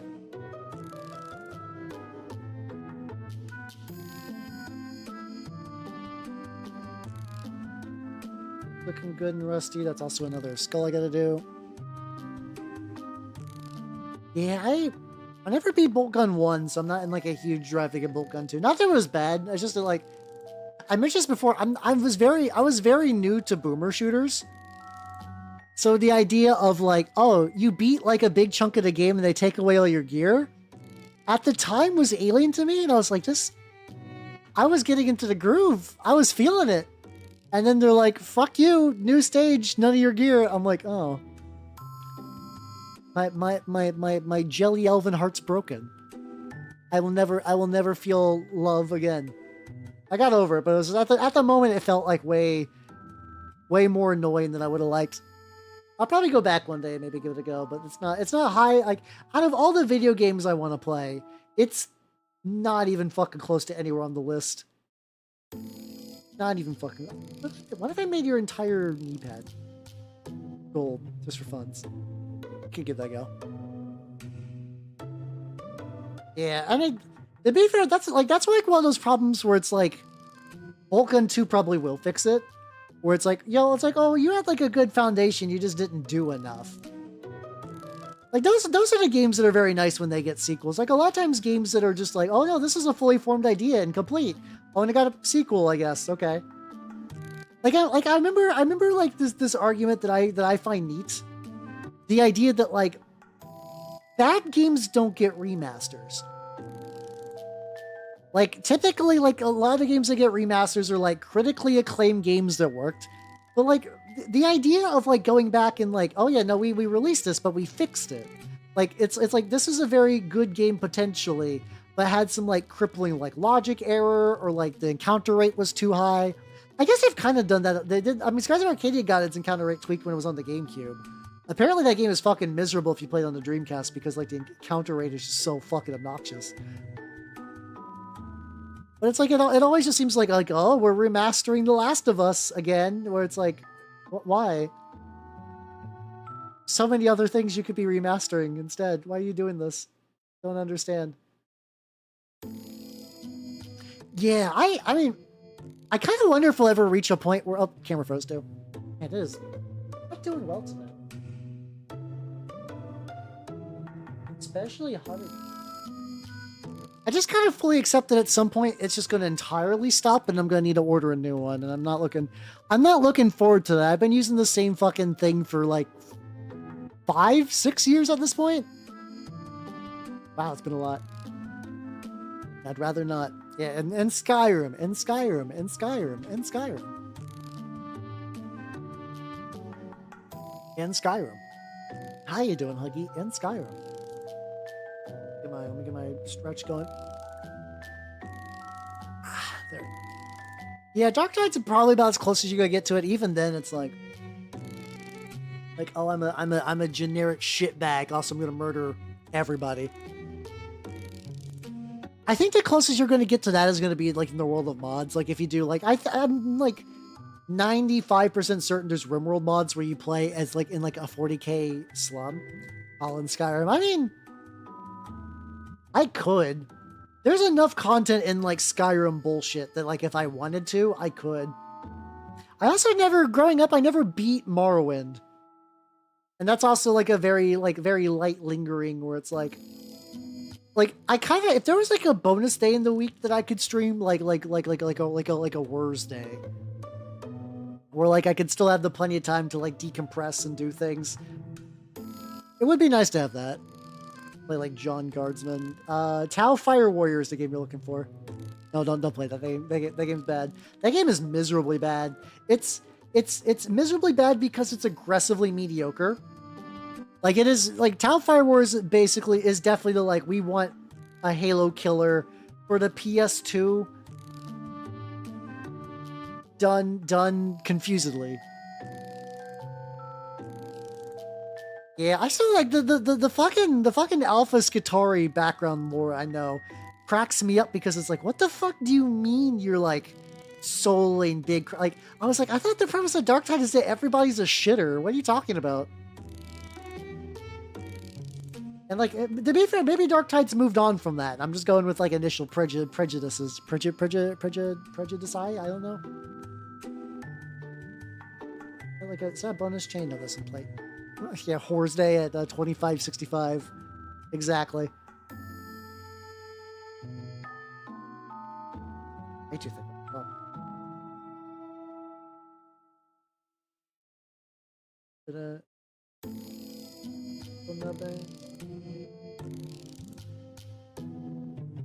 There we go. It's moved on a bit, yeah. I mean, to be fair, that's fair. I played a little bit on release, and I didn't hate it, but it was Darktide was one of those games where it's like, oh, I'm never gonna play a live service game with enough gusto to like truly get things out of it. It's why like I don't play a lot of Space Marine 2. Because I just don't, I'm not really a live service gamer anymore. And like, when you do that, you just kind of don't really do the Space Marine 2 experience. I bought Space Marine 2 for the single player, which was a bad idea because I bought it on release. But like, you know, I don't regret it necessarily. But it's like, oh, finding out that like, yeah, no, if you wanted to like really do anything with the game, you kind of need to like keep up with it for like a while. Darktide. I mean, to be fair, it does seem cool. I enjoyed playing the Psyker when I did and just popping bullshit because I always like those characters in Darktide and whatnot. Playing Darktide right now, actually. Big if true. Big if true. I mean, that's a very likely thing, to be fair. On the parchment before I start doing the like a lighter shade on there. Look at you, buddy. Look at you. Claw. Does Skitarii have like a sick claw action? That's pretty legit. Hell yeah, let's go. On release it was fine. The thing is, like, I played like an okay amount of Vermintide 2, and I was just generally aware of how Fat Shark worked. I think the issues is from what I remember. It's been a while, so like, don't hold me on this. I believe what happened is that they released the game like, you know, like winter season, so that way you could get Christmas sales. And then they're from one of those countries, Sweden, I think? Sweden or Finland, where you can just like go on vacation and just disappear for, you know, like 2 weeks. Which is like, you know, I'm very pro people going on long ass vacations. I think that's a basic human right. However, if your live service game is janky when you go on vacation, people on the internet are gonna get real upset about that. That is my vague recollection of what went down with like early Darktide stuff. Boinking that fucker's head off. Hell yeah, let's go. Yeah, I mean, to be fair, like a lot of people probably already like max out all the other ones, so there's like, oh, this is like a new thing I can do. Yeah, I'm gonna do that. I'm gonna play the fuck out of Skitarii.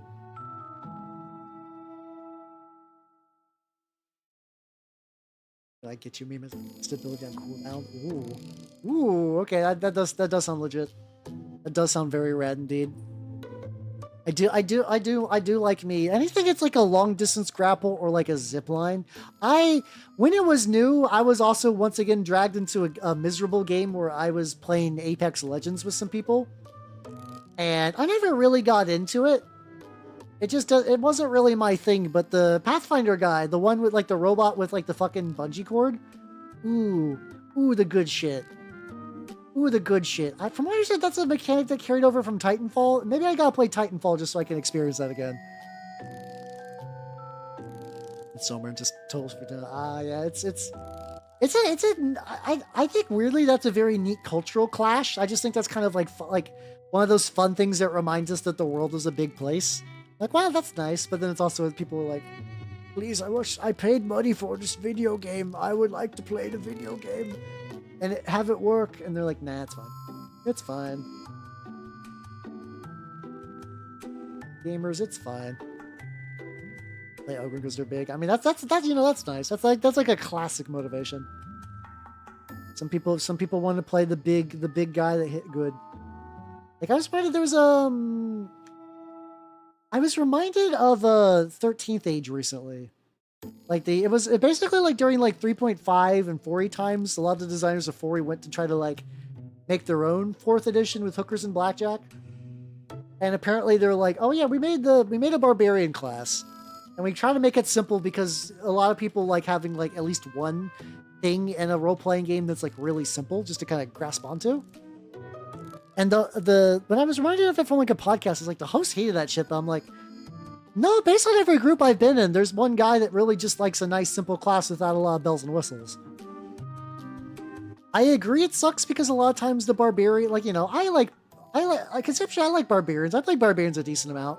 But barbarians in systems where they want the barbarian to be the simple guy can be like fucking miserable for someone like me.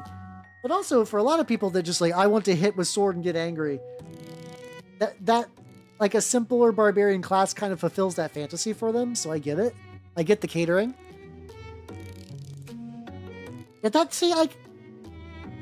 I feel like in that instance, you should just not go on vacation, as in like just wait till you're back. And I know it's gonna suck because I think a lot of those it's like a company mandate thing where it's like it's American Christmas break, you're gonna release this patch now, and then you can go yippee.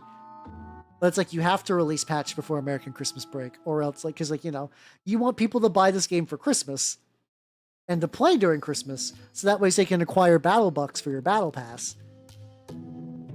But then when you don't got the battle QA behind it, she gets battle sad. There we go. I think I said battle enough times. Realms. Yeah. Oh yeah. I missed when that update launched, but like I think every time I play it now, somebody will be like, "Hey, let's just do Winds of Chaos," and I play. I'm like, "This is generally fun." I'm also somebody who like, I don't dislike the base game. I'm somebody who has no fucking clue where any of the tomes are. I play just infrequently enough that I'll never know where any of the tomes are at. So like I'm a-okay with like playing a little roguelike mode where that's not like a big expectation. Where it's like scouring the level for a funky little evil book is like not high priority. I like that personally. That's like one of those like gameplay design things that like once again that's not meant for me. That's meant for other people who like doing like knowing where all the tomes and enemy drops and stuff are at. Like they're the hardcore players. The game should cater to them, but I always find myself like forgetting that shit because I play very infrequently.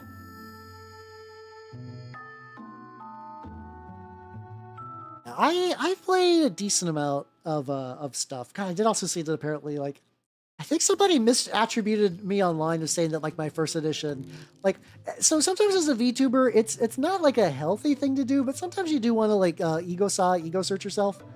It's just kind of fun in general. I saw some guy on Reddit was like, he said a point of mine that I agree with, but also misattributed what my first edition was. I will stand by the point that like a lot of modern TRPGs use a lot of design language and goals from 4th edition D&D. Like, a lot of new stuff is very much like, oh, we actually realized that D&D 4e had good ideas. Let's implement them.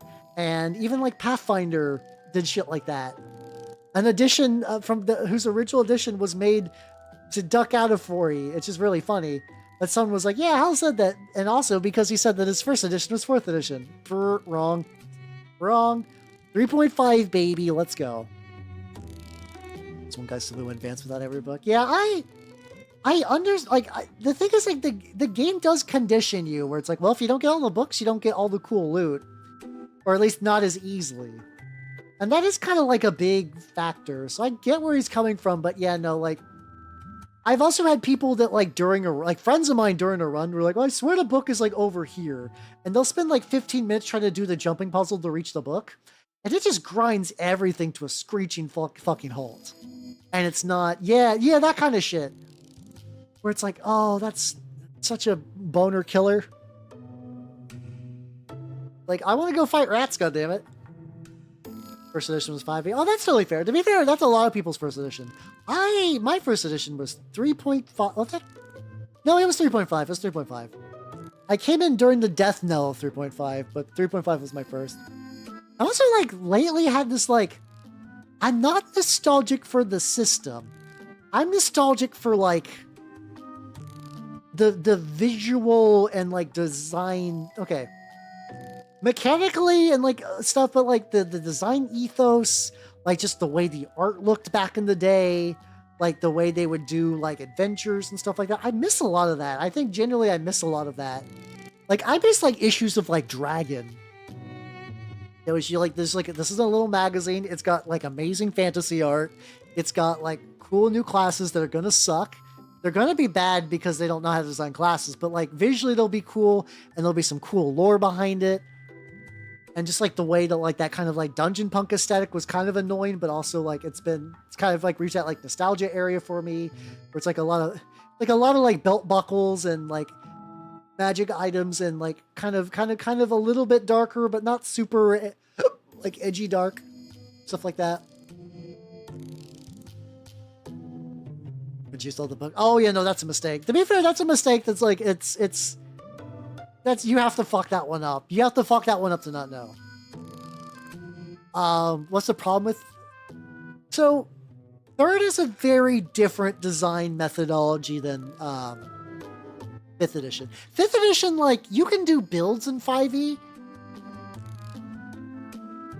But I think a lot of times it's like, you pick a character, you pick your level 3, like, diversity thing, where it's like, you choose what build you're gonna go for, and then you just kind of coast. 3.5 had a lot of weird shit where there's, like, a lot of, like, mechanical fiddliness and a lot of multi-classing and special classes and feats to customize your guy. And, like, that's awesome. I'm trying to figure out what the fuck color I want to paint his cloak. Maybe, honestly, maybe a dark red would be kind of cool. Like, in addition to stuff like that, though, you would also get, like, the thing that I think is kind of neat and is kind of lost. So as a 5th edition player, not counting, like, third-party stuff. So, like, are you generally familiar with the release cycle where it's like, oh, actually, I think I do like that cape better. I'm going to prime this with some brush on primer. That way I don't have to go outside. Where it's like, Wizards of the Coast releases one adventure basically like every year in a big book, and that's kind of it. In 3.5, we would have, like, here's a book for how to run campaigns on the high seas. And it would have, like, a bunch of, like, feats and races and, like, classes that were themed around, like, that kind of shit. And you'd have ones for, like, big cities and, like, the undead. Or, like, a specialty book called, like, Lords of Madness, which was just about, like, beholders and mind flayers. They're, like, psychology and, like, how you use them in the game and, like, what special tools you could give them. And, like, if you wanted to, like, beef them the fuck up somehow, which is terrifying because, you know, beholders were already strong as shit. You don't need to jack them up anymore. You would get stuff like that. And Dragon and Dungeon magazine existed at the time. So every month you could go and pick up one of two magazines.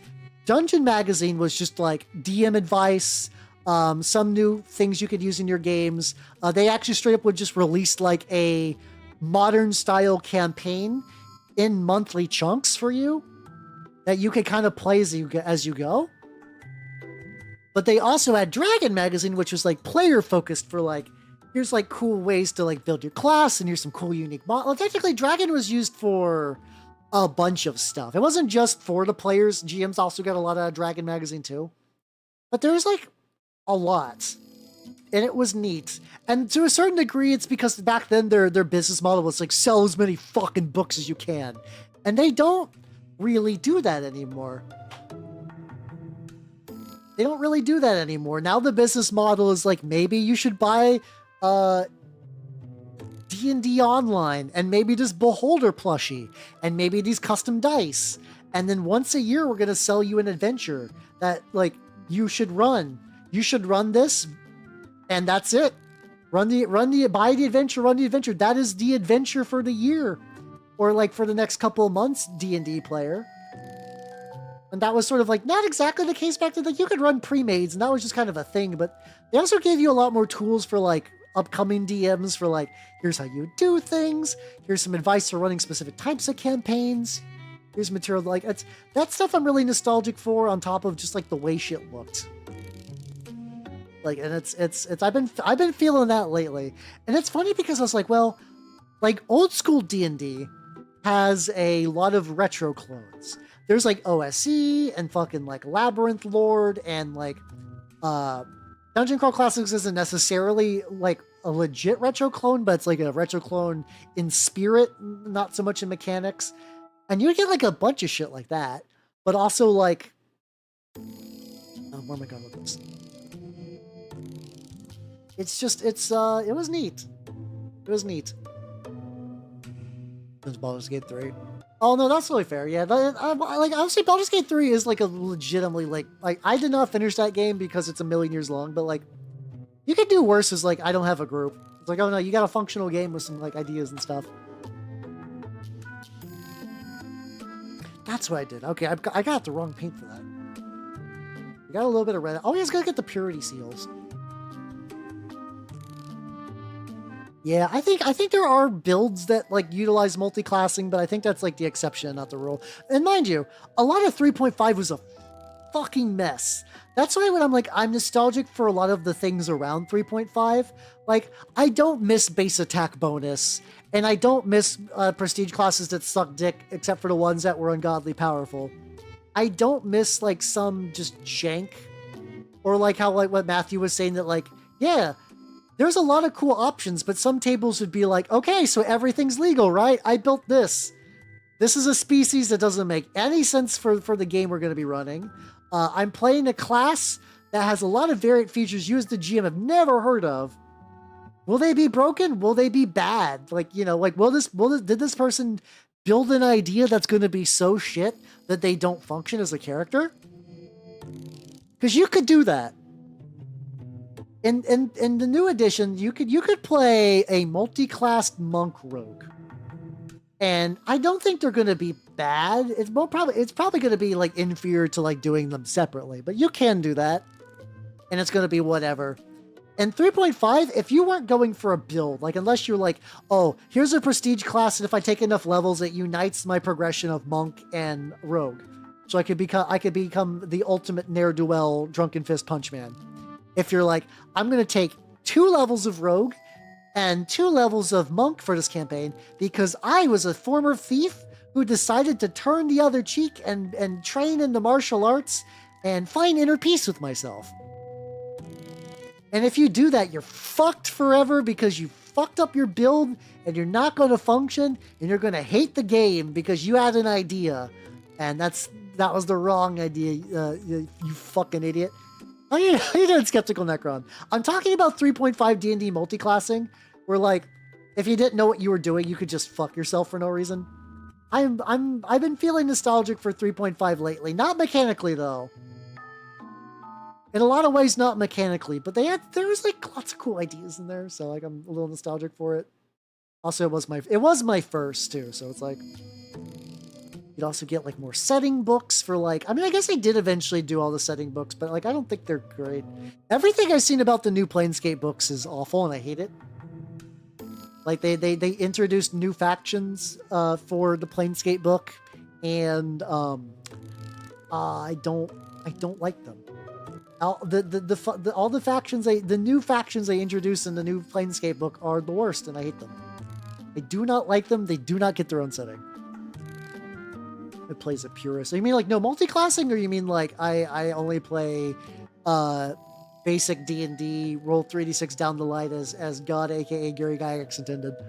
Or unless you're saying priest and just kind of like autocorrect kind of took the wheels there. Either way, I got you. Enough layers of this fucking orange. Oh, you just didn't do multi-class. Oh, that's fair. It's been a while since I've done any game where multi-classing was... Because even Pathfinder sort of made it, so it's like... Multi-classing is less efficient in that game. Like, you can do it. Now, and then they kind of redid it now that, like, if you want to quote-unquote multi-class, you just take a dedication feat where you get, like... You're always going to be the one main class, but you'll get, like, a couple small bonuses. Like, you could be like, oh, I take, like, a bard dedication. I get, like, a bard skill trained.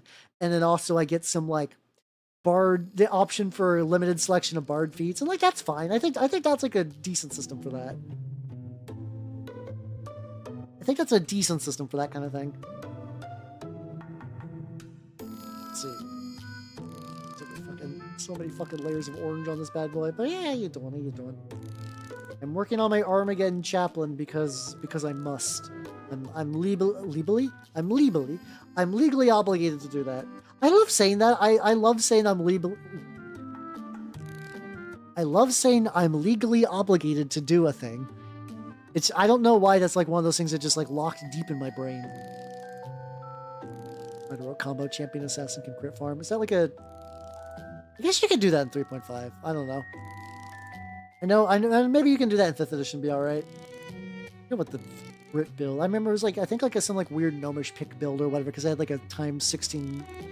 It's either, I forget if you either went for crit range back in the day, or if you went for like stacking crit and like you want to crit on like a 16 through 20, or if you want to crit and just do like times like 5 damage or some shit and just immediately Nova the fuck out of stuff.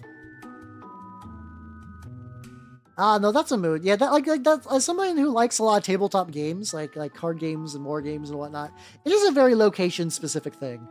It's like if you're just like too busy at a time in your life, or just like you just move somewhere where it's just not super common, there's not much you can really do, unfortunately. I am legally obligated in the court of law to talk shit about D&D 3.5. But yeah, you like that? Yeah, I'm very sad. I own the fucking book for that. I've never actually ran it. I only played as a PC in that system, but I liked it. The problem is getting someone on board with playing an Iron Kingdoms RPG that's not the newer ones, and then also, like, gives a shit about Iron Kingdoms. It's like a very specific audience now if you want to do that. I do have that power though. I need to find people who would be down for it, but like I could do that. Right now my current goal is I want to run at least one game of that Monty Python system because I kind of like it. It's not like the fucking biggest game changer of all time, but it's like as its stated goal of being a kind of rules light, goofy little like one-shot / short campaign focus game. I'm pretty happy with it. It kind of does everything I'd really want. So it's pretty good. How Monty Python vary? So I'm somebody who has watched Holy Grail a bunch, Life of Brian very little, and then like the Meaning of Life a couple of times. There's a lot of references in there. If you're talking about just like general silliness, so there's for shenanigans. Your stat is like a die between like a D4 and a D30. If you roll too low, like if you basically will either like roll off against someone to like target a specific stat, like you roll like animal husbandry or like chastity or something like that to try to do a thing. If you crit, aka you roll the highest die, you up the size of your die forever. And then you roll the new die again and you can chain forever. However, if you roll a 1, you go down a size. Also, if you ever like roll above a 20, you're considered to be trying too hard and you get a demerit token. And then also the DM themselves has one of 18 personalities. And each personality has things they like and things they don't like. Imagine like TV host where it's like, one of them will be like, oh, like one of them is like an Italian mobster. One of them is like a very prim and proper church lady. The other is like a real, like, yeah, I'm a TV sleazebag. Give them the violence, give them the sex. There needs to be someone getting spanked. And if you match their freak, you get some like merit tokens. And if you do like, or if you like do something that they're against, you get another demerit token. And demerits are just generally bad things. Like you can use merit ones to like extra rolls and stuff like that. Demerits, if you get too many, you roll on the beshrew table, and that's generally like a big D30 bad stuff table. And like sometimes that can cause like the DM to go away. Sometimes your character will just be squished by a big foot. Sometimes it'll cause like fights to break out, or like your character might die just by taking lethal damage from it. It's got a lot of shenanigan potential, but like it's very light. Also, like, unless you're like a commoner, everyone's got like a fucking retainer. So the implication is if your character ever dies, you just play your retainer now, which is pretty funny. Retainers can carry your shit. And then also, if you're going to take an attack that would do lethal damage to your brain or to your stuff, you can just, like, to brain or your body, you can just throw your retainer in front of the way and they'll just eat the blow for you, which is really handy. It seems like a neat game. I was a little, like, worried at first of, like, oh god, like, comedy in book form is really tricky for me because it can go really badly really quickly. I think generally that they did a pretty good job for the Monty Python TRPG. Also, BRB in like 3 minutes. Goodbye for a bit.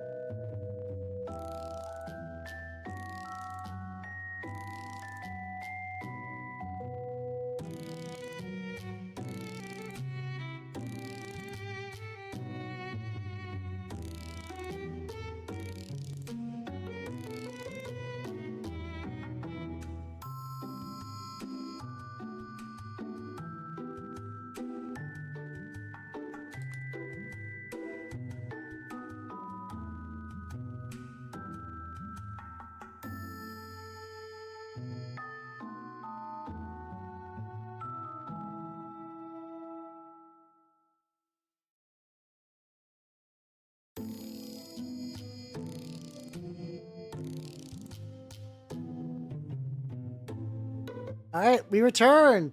Yeah, at that point, it almost like I'm glad the Mayo guy's back, but that does almost feel like a weird humiliation kink now. It's like, oh, it'd be a shame if you watch me play League of Legends. Ugh, you. It's like, oh god, why?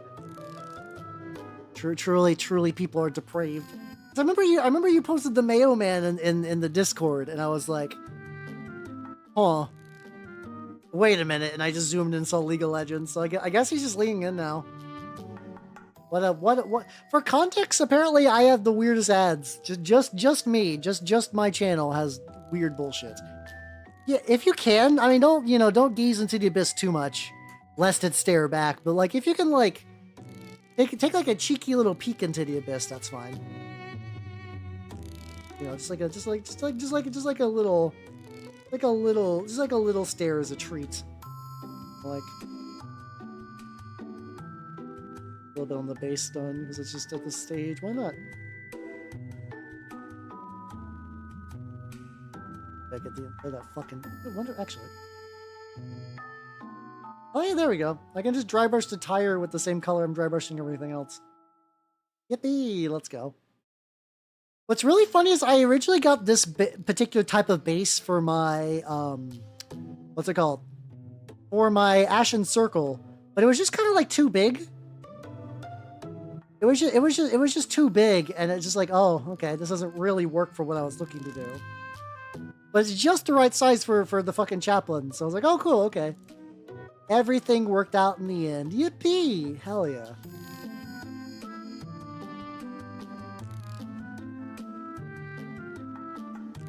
We got some rock. Well, now's the time, motherfucker. It's time. Do it. The digitally kit bash with your slicer. Hey, let's go. Yeah, because that's the thing you can do where it's like you just put the two things together. To repeat, pretend it's funny. I feel like that's insulting if I do though. Like I have some standards. I mean, I'm a VTuber, so I'm like not a lot, but I do have some. I have some degree of credibility that needs to be maintained. What do you call one night stand between a pair of British bees? Honey, nut, Cheerio.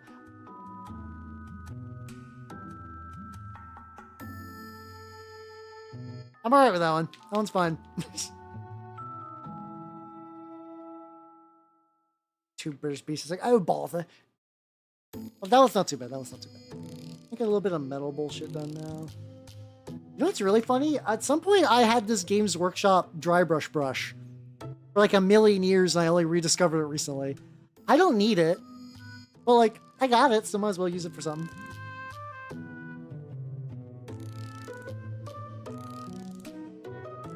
Move things around by assembling them together first. Yeah, you get it, you get it.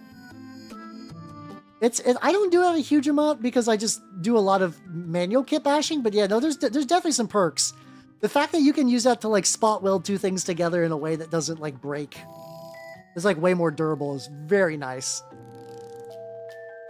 But this dry brush isn't half bad for like bigger stuff. Okay, there we go. This isn't too bad. There we go. Once again, I did not really add anything orc or looty to this, so these little scrap bits are what's really keeping them on theme with everything else in my army. I'll take it. It's fine. It's fine out of 10. A little bit in the back.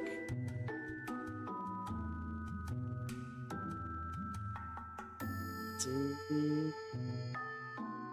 Come on. There we go. Simple little base. Nothing too bananas. Gotta rinse the shit out of that. Once again, like I mentioned that like I've been reading that like organizing with ADHD book again, and it's like, ooh, what's going on here? It's like it's using that like primer paint, and it's like pulling up in the recess in a way that was very strange. If I can go ahead and just start getting some paints on that, though. Matchup. Oh, God, yeah, no, that's true, yeah. Like, I like his stuff. I remember for a while he was using a very specific scale for things. And I know when he did some of the collaborations with the, like, Hard Luck Chinese Trench Crusade setting, like, fan setting, all that stuff kind of came a bit bigger, and I was like, yay, let's go. Yippee. But like even that wasn't like the worst. But yeah, especially if you can get that stuff to like line up right and say like that. Yeah, like green stuff and that would be awkward. I guess you could like sprue goo it, but like if you're doing like a not heretic thing, that looks kind of weird. There we go. We're giving like a really deep purple red cloak that's going to be highlighted with like a regular red. I don't know if this is going to work out. Like if this color, if like, you know, once the reds are applied, it should vibe a bit more. I'll leave the other cloak alone. That way, so like if this does not work as I expected, I could always just like fix the other cloak and be fine with it. All right, let's get some metal bits now. This has got some metal bits that I need to clean up.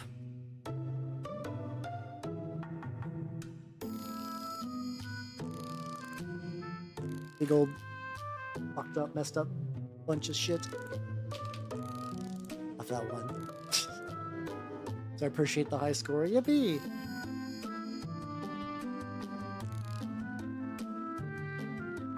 But I put the paint in the wrong thing. God damn it! It's fine. All right, so now we go. Little metal skull here. Well, actually, I'll make those skulls probably glowy.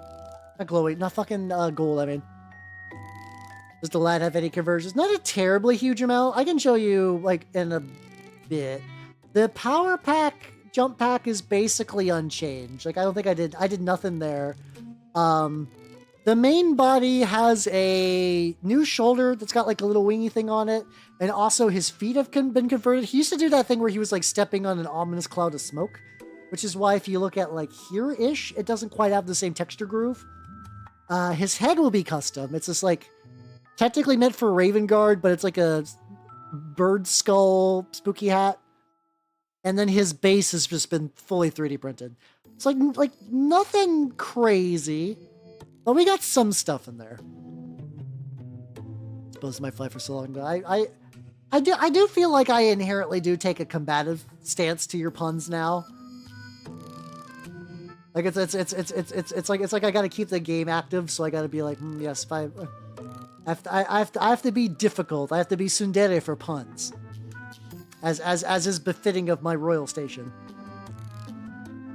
But yeah, this lad is like pretty lax compared to the other ones.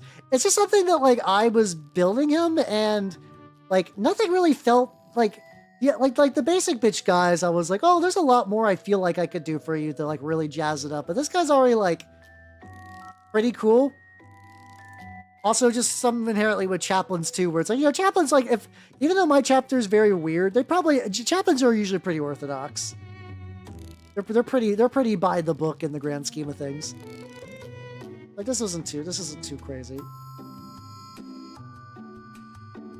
I could also just go entirely like in the too.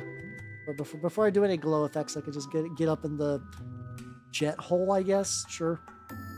We'll call it that. We'll call it that. Yeah, there we go. There. And it does feel weird thinking about now that with the fucking carcass front, with the carcass front delay, it probably might mean that like my local game store's Trench Crusade campaign might just take a back seat for like another month. Yeah, I've done it. Yeah, I've served my punishment. I've done my time in the penitentiary.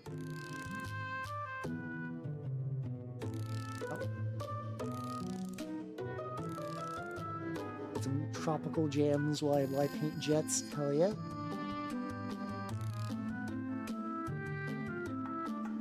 I do. I don't know why I was feeling. I feel like this like collection of Toho Bossa Nova songs is just gonna creep its way to my regular playlist now.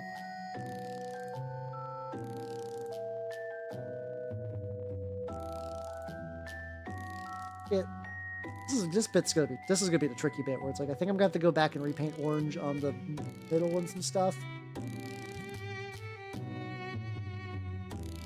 Not the biggest deal though. Got a nice chuckle at me, well played. Yes, every now and then is a treat.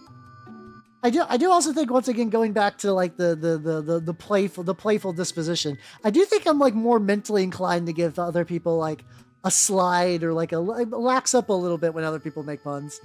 I'm sorry, Jay, for the pun discrimination, but I think it'd be like that. I think if somebody else says like a piffy little pun, I'm like, oh, a new challenge has entered the arena. Ooh, we gods. I don't know why I'm still using this voice for that, but sure. Get a little bit of metal on that chain without doing too much. What do I want to do? I want the little rack at the bottom to be appropriately metal. And also the little bolt gun bits. Also the clip.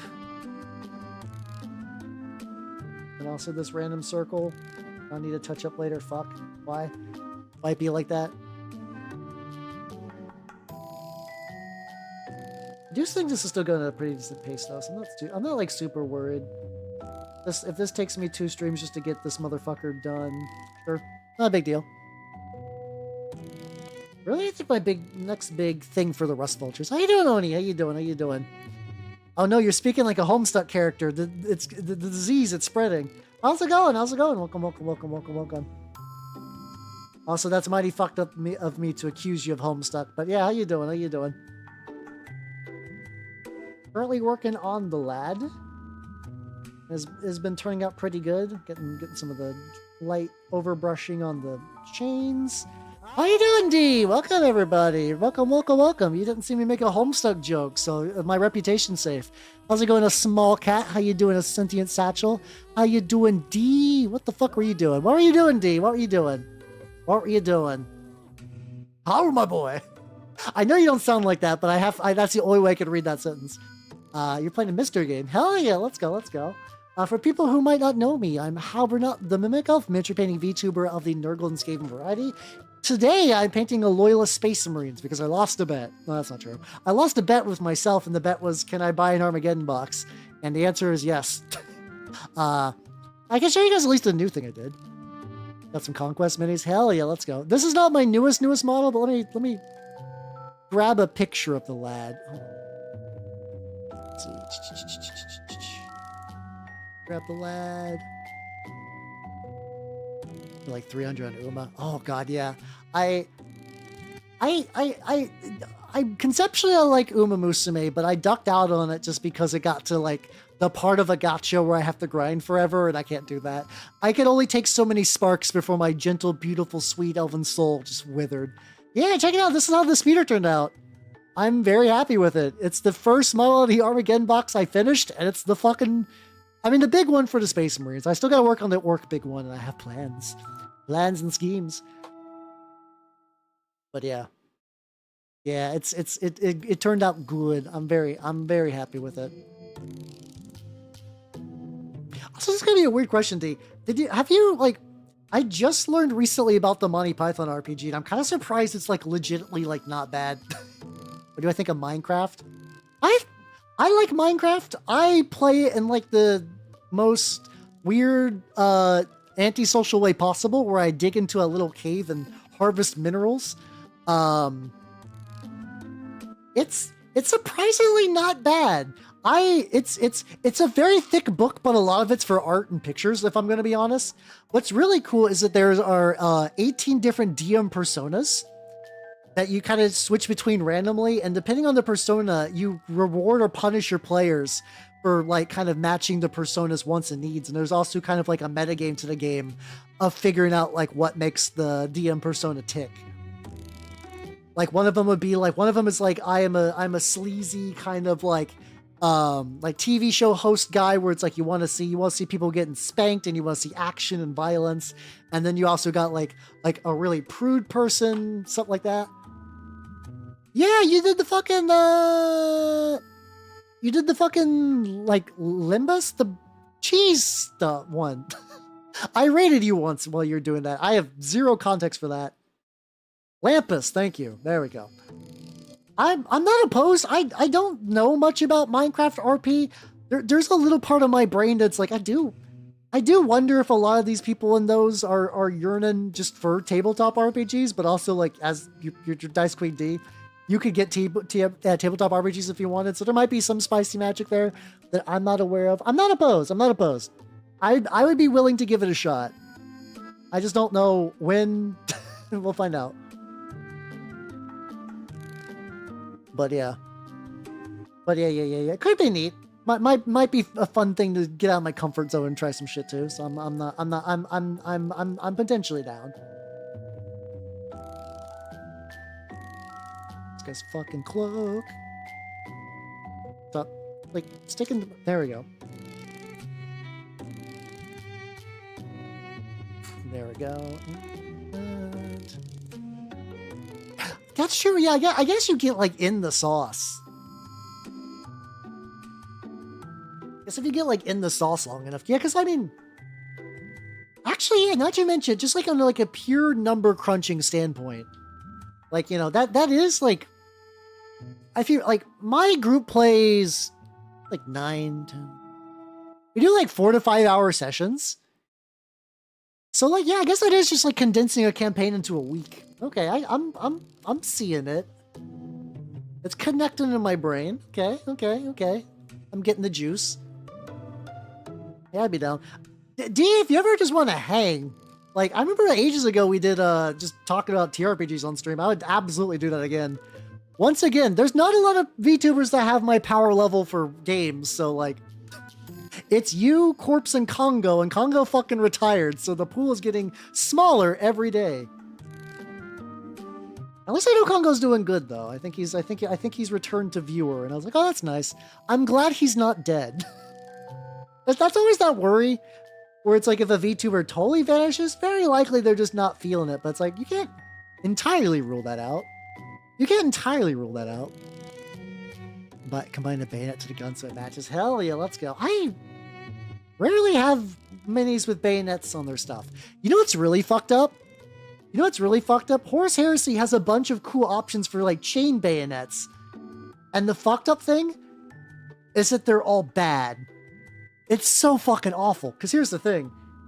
Chain bayonets can be put on a tactical Marine squad, which you don't want to get into melee. You want them to shoot. Thank you for the head pat while I'm ranting. You want them to shoot. So if you give them the melee weapon, that's wasted points when you can just buy a despoiler squad or an assault squad. It sucks because they look cool. But no, honestly, yeah, that does seem to happen a lot. But you know, as somebody who like needs a push sometimes, that shit like that helps. But yeah, take it easy, yo. Take it easy and have a good night, D. Yeah, I don't know. I know Randon's played a couple of TRPGs. I don't know what his knowledge is though. I'm always down for like showing people TRPGs or like explaining like how I DM and stuff like that. That stuff is always fun. That's neat. It's been a while since I DM though. But that's why it's I gotta get back in the saddle. It's been a bit. I bet if I looked at that Lancer game I ran last year, I bet that's like was in like fucking like March. In another, like the same way I sort of did leather last time, where I did like a dark brown and I did like a lighter brown. Oh, that basically got like way too much. That's because this brush is just not holding a tip very well, so I'm not doing a nice little straight thing. Yeah, exactly. Yeah, I mean, Al's pretty cool too. He's generally on the same page as well, or at least for like war game stuff. It's just like another weird thing that like my niche is very specific, and but the specificity gives me power, but also that specificity means it's like my peer pool is very low. Like you have to find dorks who are willing to play ball no matter what, or you gotta really find someone who matches like my like realms and realms of autism. If I actually just take this like the color, just go like more in like the middle. Maybe? I don't know. You survive 100 days as an elf in Minecraft. Well, usually the RP servers that's like a whole world of VTubing that I've not interacted with. I know there's also like the GTA RPs. And I don't know much about those. I know like some VTubers get fucking transfixed on those. Like they just get like in the shit. I really don't know much about them, if I'm going to be honest. Like, I'm fairly certain you just play GTA 5 and you just play a character. It's kind of the same deal, I think. I think it's just because the Minecraft is probably chosen a lot more for those because it's pretty moddable. Because I imagine if you want to do like a bespoke RP thing with Minecraft, where it's like, oh yeah, you can just take a game that is like well known for its modding community, and then you mod the ever-loving Christ out of it. But then if you're doing like a GTA RP where it's like, well, then again, I don't know, maybe you can mod the fuck out of GTA 5. It's been around for like 3 console gens? Was GTA 5 on the PS3? It's definitely on the PS4 and PS5. Also, these last gens have been just really fucking weird, so I don't fucking know anymore. I don't know what gens are for consoles. They all just kind of mush into the soup. Hey, how you doing, Gwing? How you doing? I feel like it's been a while. How you holding up? Dark RP server. I think one day if we're talking about like RP servers for VTubers that I feel like has been boiling under the surface, just waiting for someone to unleash it. I am genuinely shocked there are no Warrior Cats RP servers. Because I swear like every third VTuber I talk to were like, I was deep in the shit with Warrior Cats. My cat was named like Star Whiskers, and I have an entire backstory, and I'm just fucking waiting for it. I'm just waiting for someone to open an RP thing. for warrior cats. And it's like one of those things that like I'd run something like that. I'm sure there's gotta be. I mean, there's gotta be like games that you can. Technically, you could probably just take root, honestly, and just be like, you're all cats. You're all cats? If anything requires hands, no, it doesn't. Yeah, you could probably just use the root TRPG if I'm gonna be honest. That would be a good one. There's gotta be bespoke ones, though. Looking for work? Hell yeah, let's go. Let's see, Warrior Cats, TTRPG. Let's see. There's people that Warrior Cats Adventure Game Remastered. Okay, this looks like a 5th edition homebrew by I'm a Filthy Furry for the translation and the cover art. I wonder what they're into. Yeah, that's just the 5th edition hack. There's a couple of one-page games. Like, I mean, realistically, you could just take the fantasy RPG of choice and be like, you're a fucking cat. Like, I like, mind you, if anybody knows shit about warrior cats, please correct me. I will fully admit ignorance. I know that there's some supernatural elements to warrior cats, but I don't think there's anything that would be super outside the realm of like this is a tabletop role-playing game. I think. Once again, I'm willing to be proven wrong though.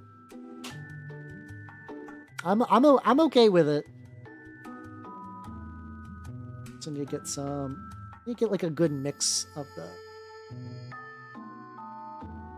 There's a cat heaven, a cat hell. Hell yeah, let's go. Go. Yeah, I know there's clans and there's like a very intricate set of like. Okay, here's my thoughts. I, as somebody who knows nothing about warrior cats, and this is entirely through osmosis, based on my knowledge of warrior cats is Vampire the Masquerade played by furries. Where it's like, there's a very top level surface idea. Cats that are intelligent and can like do like fight and stuff. But there's also like a secret layer of mysticism and different clans with like very specific cultures to them and sort of like warrior codes and like naming conventions and like where they live. So based on my knowledge of warrior cats, that seems to be the takeaway I get from that franchise. Start kind of the cat heaven. Okay. Into Alice mix.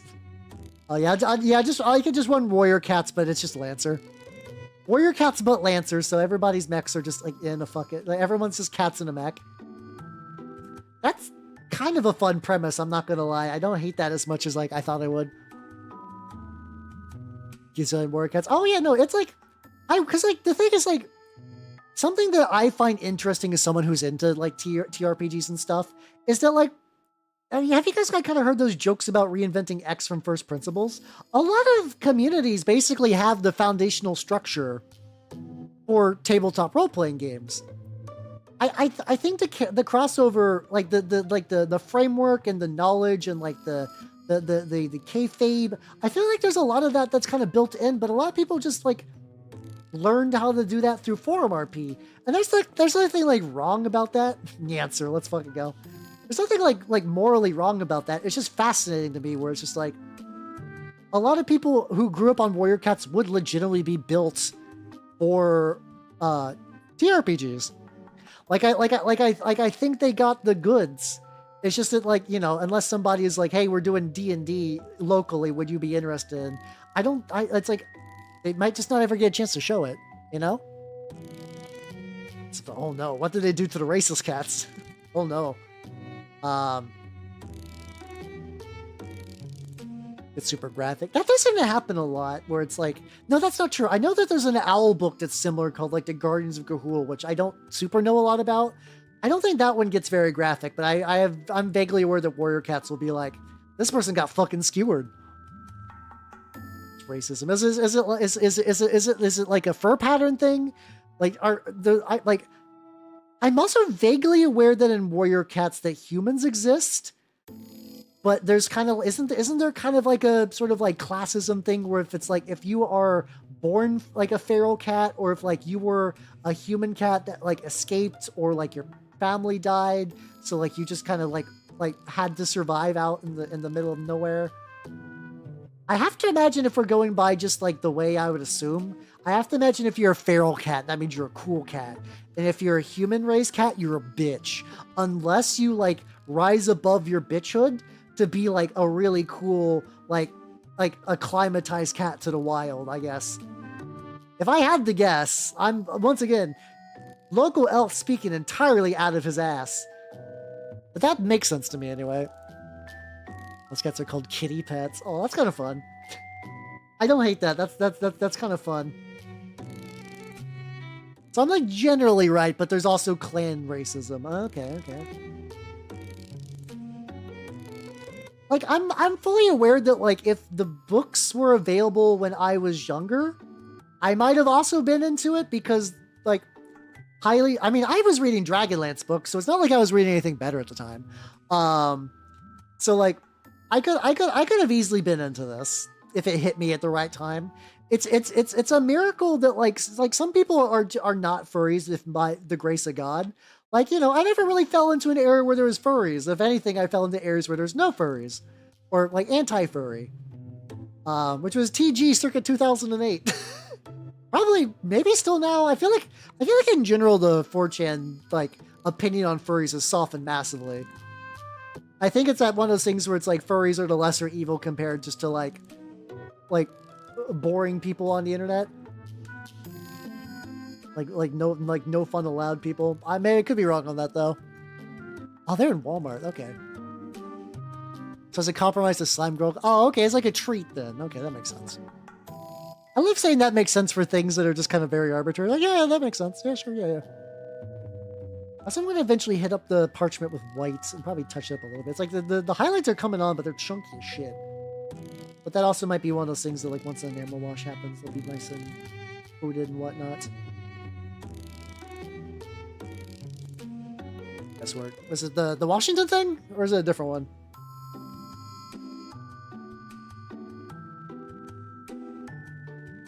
Yeah, there we go. Okay, I'm aware. I've seen that. I forget many things, but I do remember that. I do remember that. Look at me having a thought that I can remember. Wow. I'm off my shits today. I'm very powerful. I mean, it kind of makes sense where it's like, you know, political. I have to imagine that there's got to be like cat political clan marriages. Some small clan is like the Rumple Teasers are a proud and noble clan, but in the big last war, their numbers have diminished.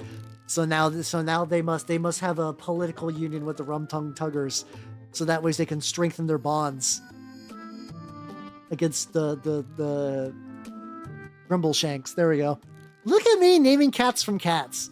A musical I have never watched and a movie I have never seen.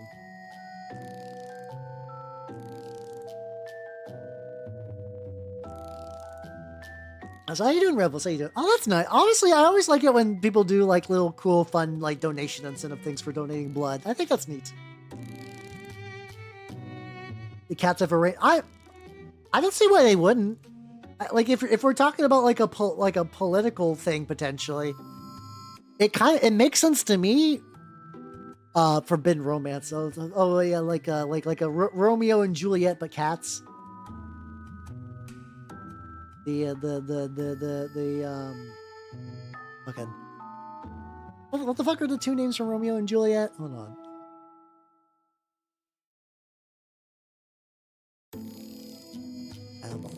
Family names. There we go. The Montamues and the Capulets. There we go. That's what I wanted.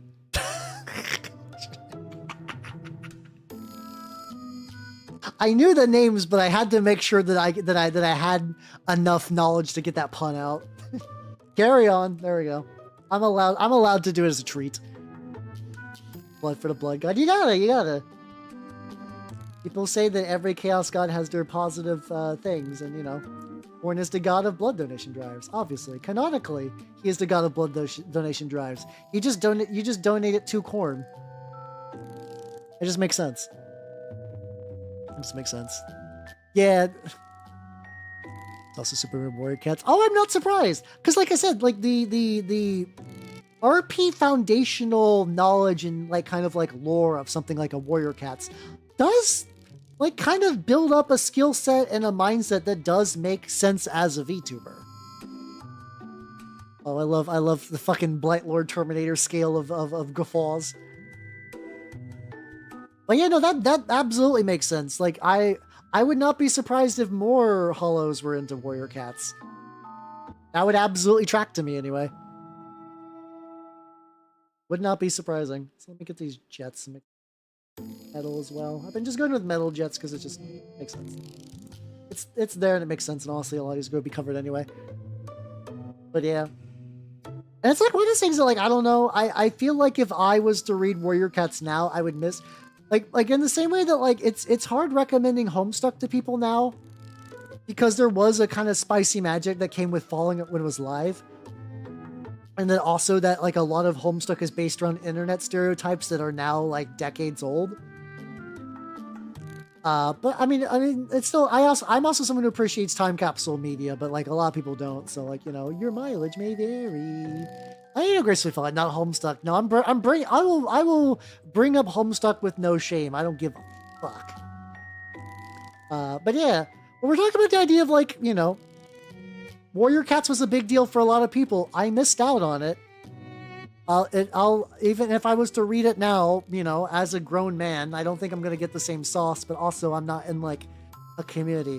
What do you mean you brave? Legit? Okay, I understand that the default is to make fun of Homestuck, and I don't blame you.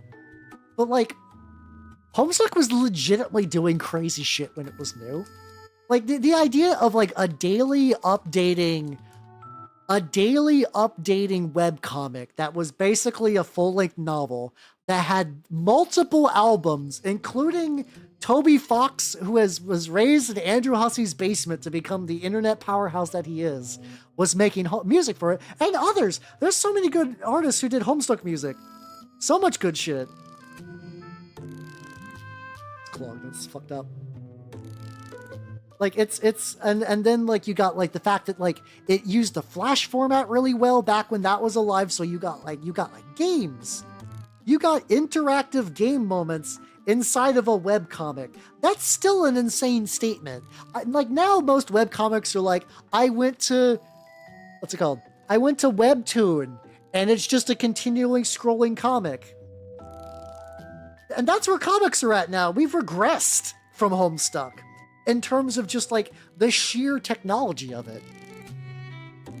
Like legitimately. And like Homestucks are easy to make fun of, and I don't blame you, and the story is a convoluted clusterfuck. Absolutely. I will not disagree on either of those points. But you do gotta understand that like Homestuck was revolutionary, and I don't think we've ever really I don't think we ever got a webcomic that really utilized the digital medium of the webcomic quite at the same way until that like What is Football in the Future, that like 1776. I don't know how you actually like space that out. No, you're fair. It's fine. That is the default assumption of Homestuck. You're not wrong for believing that. It's just that like if you were not following it new, there's no way you could possibly know. Like there's no way you could possibly know just how crazy it was. That's why I'm here to educate you. You may shit the post, but I will learn the poster. It'll happen. An Imperial Knight action figure. Those are fucking gigantic. Holy shit, those are big as fuck. Happens to one leader, it's like, you're gonna wish they stayed dead. Oh, is it some fucking like Metallica 1, but for cats? Hold my paws, I wish for death. Oh, please, cat god, save me. Like, are we talking about like that for Warrior Cats? Because that would be bananas. That would be fucking buck wild, but I kind of hope that would be crazy in a way that I would find fascinating. Like Matthew Desmond, the guy, the lad who I'm aware of, and I don't think I've ever seen any of his streams actually. I don't think I actually watch any of his streams. I think I bookmarked a bunch of them and then I just didn't. To be fair, I have not watched full Hollow streams of any sort for like a million years, so I missed out on a lot of really everything. Like by the time I became a VTuber, that's when I sort of stopped actively watching Hololive because that's just a time sink. It's hard to do both. How you doing, Gummy? How you doing? How you doing? I am working on my my commissar. That's wrong army. My chaplain. There we go. I guess there's like similar DNA there. But yeah, how you doing, Gummy? How you doing? I'm working on my chaplain, and it's going well. Right now I'm just doing a really lazy, dirty gold in some spots. Because lazy gold's fun. Yeah, I'm doing basically everything but the armor with the idea that I'm eventually going to go back in and touch the fuck up out of that armor, so it's not too bad. Look at this brush real bad, that's for sure. I could use a smaller one at this point. And Carol Mays, hey, let's go. Hell yeah. That's what I got, that's different. Yeah, I mostly just picked up some cheaper Space Marine models at the shop. Oh, I did pick up another Gilliman, which I'm saving for a video because I get asked more than anything I've ever done. People every now and then will be like, hey, what color did you use here? Or like, oh, where did you get that like helmet? And like, I'm glad to ask, but the amount of people that are like, tell me how to do that Gilliman, Astir, and Moloch, please. I need it. I fucking need it. That is very intense. People really get into like that. And I don't think I'm going to quite do Asterian Moloch again, but similar enough. The Chimera phone. Oh, fuck yeah. Let's go. Oh no. He got Meowsheimer's. Fuck. I'm sorry. What's up? Oh my God. Oh, that's awful. Okay. I felt the spirit of Jay assume direct control. So I'm gonna, even though I did that pun, I'm gonna blame him anyway, as is my legal right to do so. But yeah, no, like I think it's like one of those things that like I don't think I will ever read Warrior Cats. I wonder if I could wrangle a friend of mine who knows Warrior Cats and be like, okay, stream idea. You explain Warrior Cats to me. I will not make fun of you. I just want to know. And then I will ask you any questions I have. Like, I kind of want to do that. No. I think they are just getting like regular style dementia. It's just funny to call it Meowsheimer's because it's a cat. Well, I could be wrong though. I can't fully rule that out. I can't 100% say that Meowsheimer's isn't canon. Oh God, strap the fuck in. Oh. Like a 40K. No, weirdly enough, I kind of want to do that. I would love to be like, I tried to do that with Eerie a little bit, but she was not primed for it. I would love to find like VTuber who is 40K curious and like just be like, okay, stream time. I will answer every question. Asperger. Oh my God. That's also a good one. It's a bad one because it's a good one. So you did it. Hell yeah. Cat family trees alone are insane. Is there like a picture? Like is there like a cat family tree the equivalent of like the what's it called?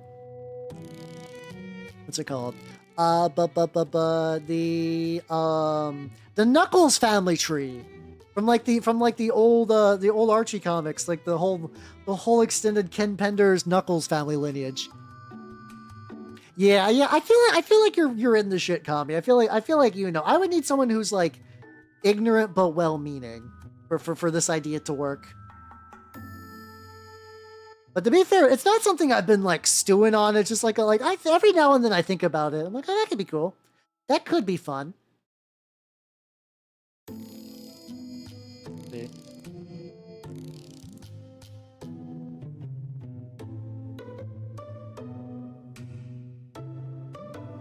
I'll do theirs. Maybe I'll just do that entirely gold on the middle of that. That'll be better. Here, while you're looking for that, let me get a little bit of brown on here, and let's pull up the Knuckles family tree. I have like multiple subjects that like I will never very likely consume the source medium, but I love hearing people talk about it, and that usually goes back to Cats the movie, like the newer Cats movie, and then anything to do with Ken Penders. I am fascinated by Ken Penders era, like Sonic stuff. Like at this point, I should really just go and read the comics, but I just love just hearing someone who's like, yeah, I'm a big Sonic fan, but for multiple years, Knuckles was green. Knuckles was green in the comics for like a while. Like a while. Let's see if I can find this. Okay, are you guys ready?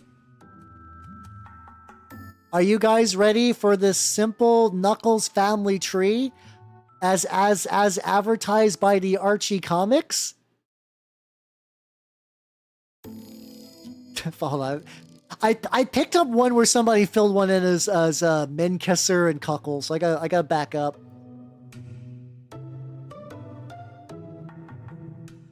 Okay, this size is very small, so I don't know if it's going to be super great, but I'm going to do it anyway.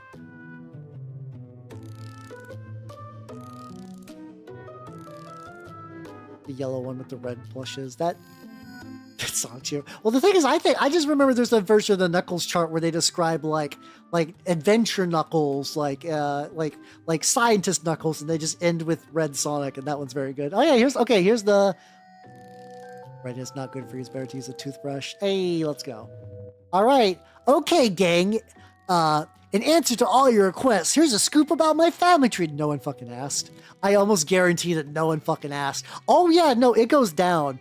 The idea that Ken Penders had is that you would take this page, and as you read more of his unique special Snowflake Knuckles lore, you would fill it out so you would get the knowledge. Mind you, Sega didn't have like actual lore for Knuckles at this point. It goes down. There we go. Lest we forget, here are the answers, and then there we go. It's a lot. Did you need to do that? Did you need to? Will Knuckles have a brother or a sister? I also think weirdly it's backwards. Yeah, it's upside down. What the fuck? No, so in this universe, I don't think Knuckles ever had... No. Knuckles did have a kid, but like in the future. Oh god, are we going to talk about fucking... Are we taking like a Ken Penders break? I'm not gonna get super deep. Because this is a whole like wormhole by itself. So Ken Penders was the guy who was writing a lot of stuff, and then and eventually he did like, what if Knuckles was in the future? Knuckles and Sonic. So when he did that, he gave Knuckles and Mysterious Woman a child named Laura Sue, who was in the Archie comics. Then eventually he sued for the rights to all of his characters, and Archie fucked up the contract, couldn't prove that they didn't own his characters, and he got all of his characters back. So here's Laura Sue as she appeared in the comic. So he owns the Echidna Society and a bunch of other characters. He calls them Echidnas now to be legally distinct, because I think Sega owns Echidnas in this context. And at one point he was working on a comic.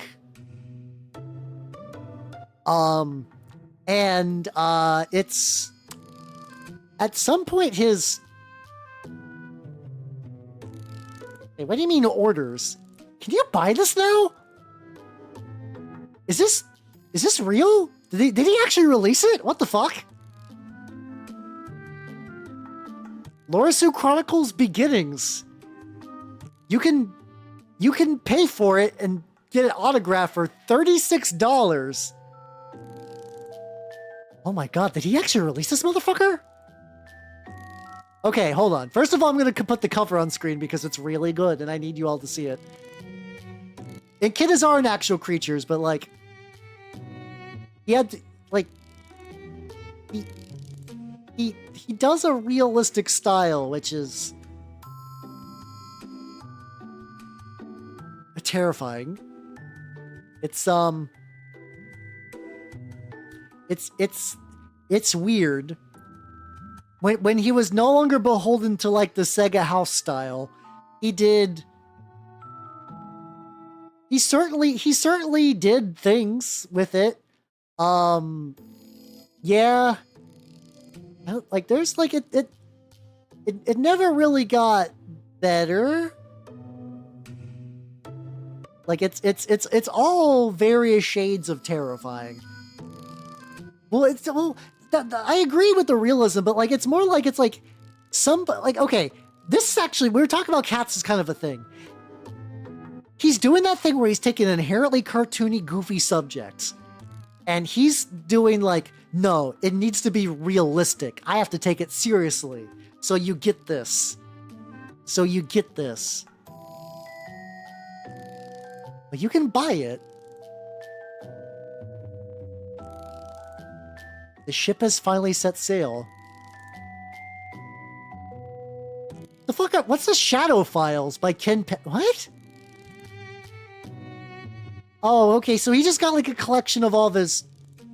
When the fuck okay, I still need to figure out when the fuck the Lorisu Chronicles came out. I was under the impression that that was like abandonware, that like he would never release it, but I can see it for $36. Like, I'm not... Like, I'm losing my mind. Because like here's the listing. Like, here's the listing. That's true. Page count usually is an indicator of like legitimacy. 160 full color. Oh my god. Hold on. Hold the fuck on. Is Lorisu Chronicles Beginnings is now available.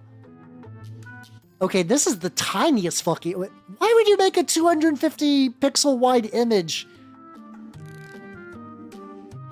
My god, I'm very sorry about this. Why would you make it so... But that's like a book. With like a barcode.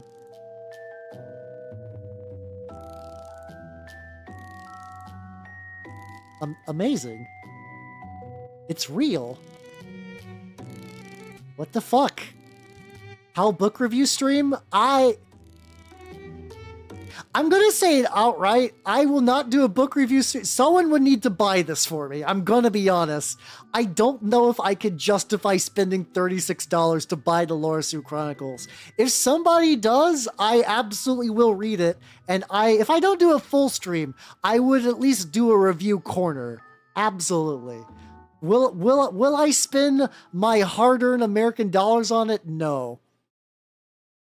Add it to throne. Okay. Hold on. Hold on. This is stupid.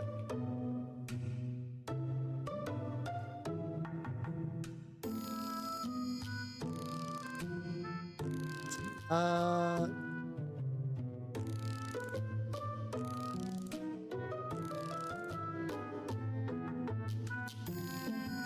right, there we go. It says it's 50. I'll pay shipping. I'll put 36. I will make it allow crowdfunding. There we go. So that way you guys could pitch in.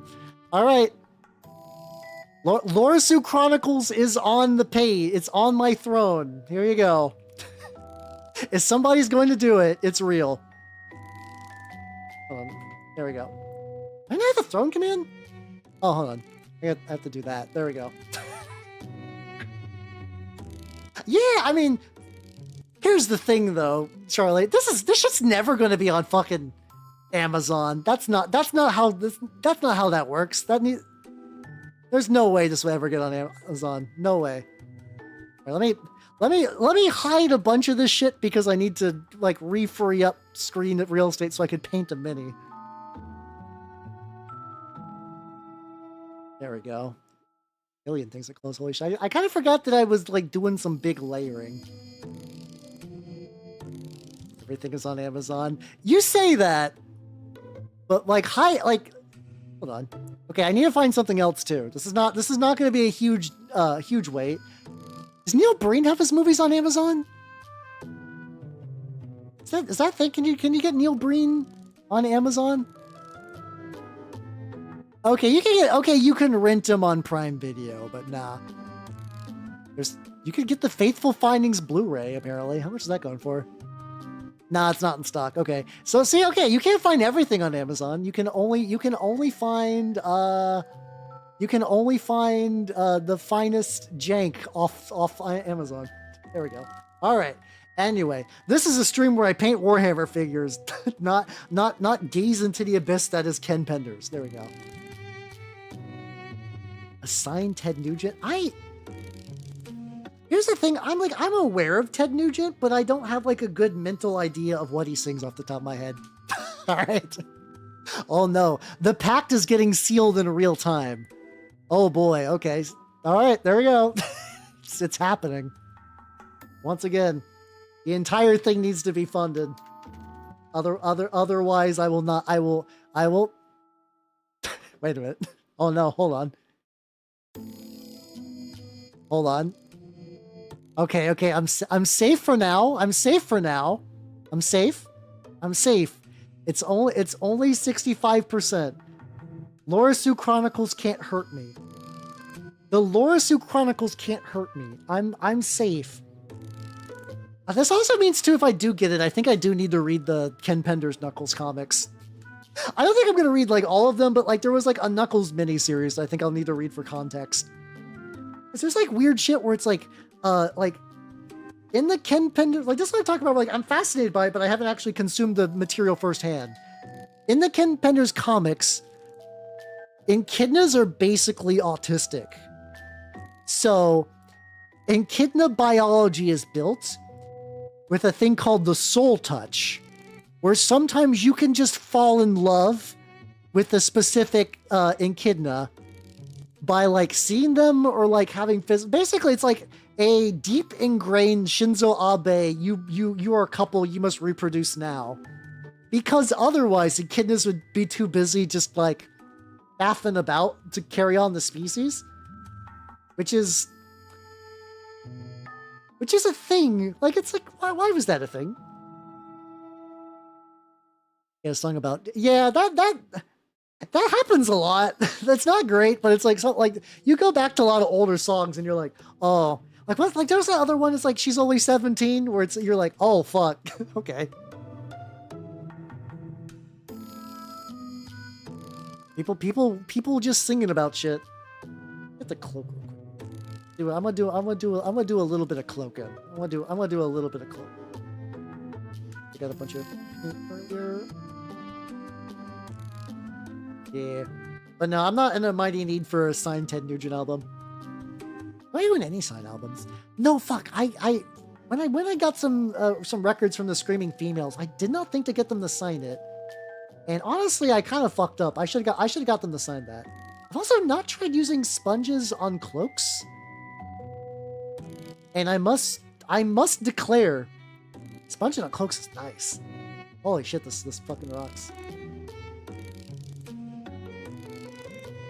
Thinking to kind of just like go in and sort of feather it, and like that was a little strong. Still pretty good though. Still pretty good. How you doing? Yeah, no, one of my favorite bands is called Screaming Females. It's how you doing, Paula? How you doing? I'm sponging a cloak, talking about Screaming Females, the band, not just like women yelling. It's a really good band. It's a great band. Also, I went to see him in concert once, and it was at a place that was so small, I did not realize that the lead singer physically bumped into me. I was like, oh shit, like random lady, sorry about that. And then just like, I was like, oh, okay, okay, waiting for him to get on stage, and then she got on stage. I was like, oh fuck. It's also really funny too, because the lead singer of Screaming Females, she's got like oh, thank you guys for coming so much. I had a great time here. Like really soft voice, and like her actual singing voice is really deep. It's crazy fucking whiplash. Great singer though, great singer. I don't talk about them very much because I mostly listen to like weeb music, because it's just inherently like, you know, less likely to get copyright stricken if I'm just playing like Toho Bossa Nova jams. But like I do listen to like actual music sometimes. Hey, there you go. I've connected the dots in your life. Then you're welcome. No, that's a presumptuous to say, but still cool though. There we go. Yeah, You know my favorite? I think it might be Expire. I think Expire is my favorite from them. They had vinyl when I bought them because like I don't really need CDs anymore. And I don't have a vinyl player, but like you could take a vinyl record and make it like a big disc-shaped display piece. So that's kind of what I did. I got a vinyl record from them.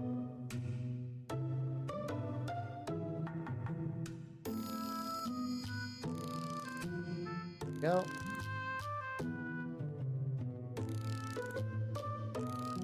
There we go. Looks like we got an ad break coming up as well. So I'll go ahead and activate that real quick and see you guys in 3 minutes. Bye.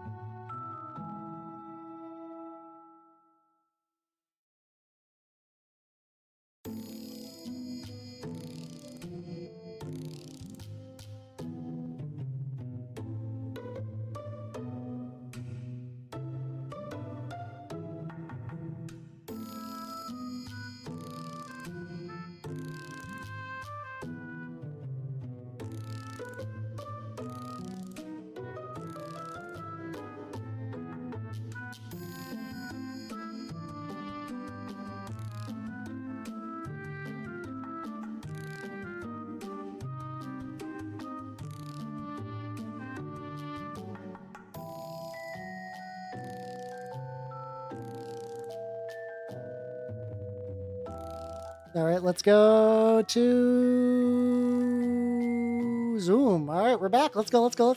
Yeah, I should so like normally I don't like to like pop back and check out like Discord stuff midstream, but I feel like I need to show Mayo Man because like what a devilish little Mayo Man. He's got a fucking QR code. Technically his advertising is working because I'm going to be doing this. Not free from ads for too much, motherfucker. Apparently the Mayo Man is this guy who eats chips with mayo and plays League of Legends, who is very strange. I'm gonna crop that out because I don't want to give him like free advertising, but like what a like the fact that he's now part of like the extended twitch.tv/Halbernaut lore is fascinating. Put you in front of Marie Kondo. Marie Kondo, keep Mayo Man safe. He needs it.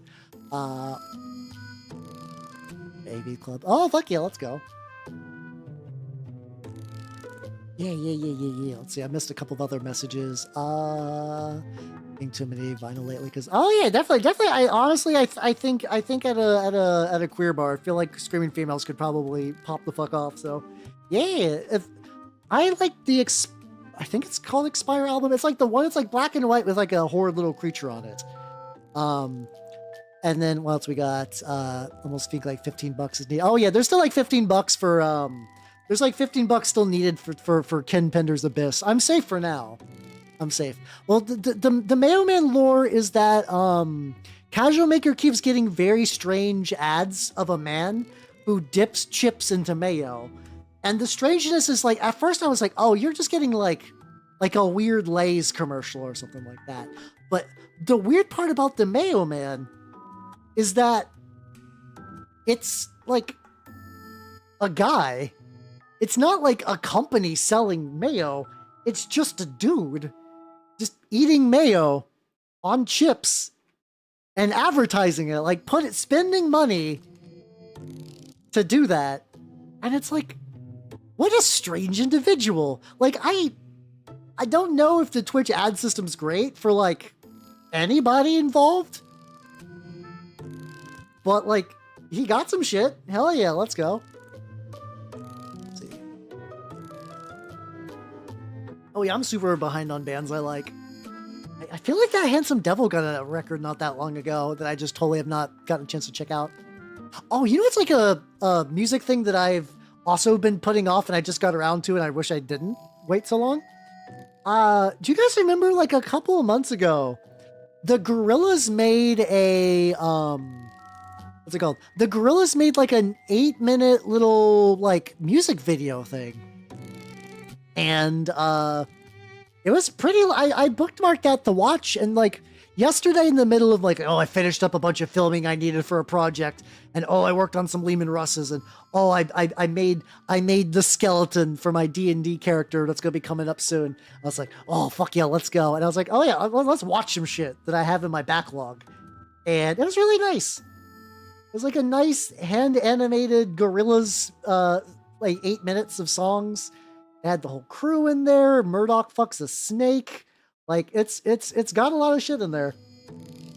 And I'm somebody who's like, I was a very casual Gorillaz fan for many years, and I've like lost track of like the plot, the unironic plot of their stuff.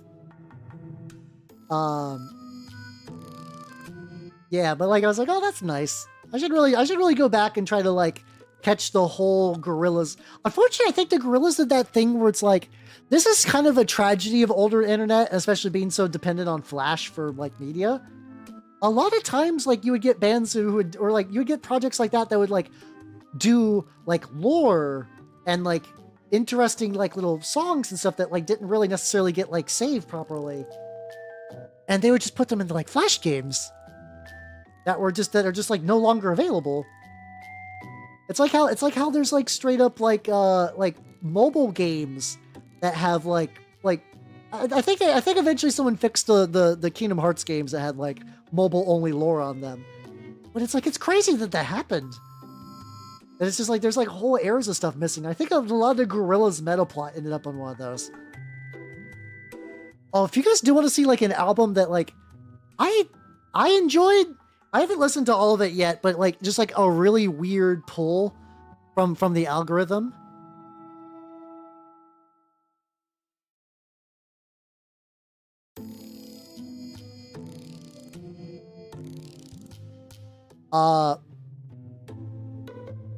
This fucking album. I don't know what you'd call it, like droning ambience, kind of like that.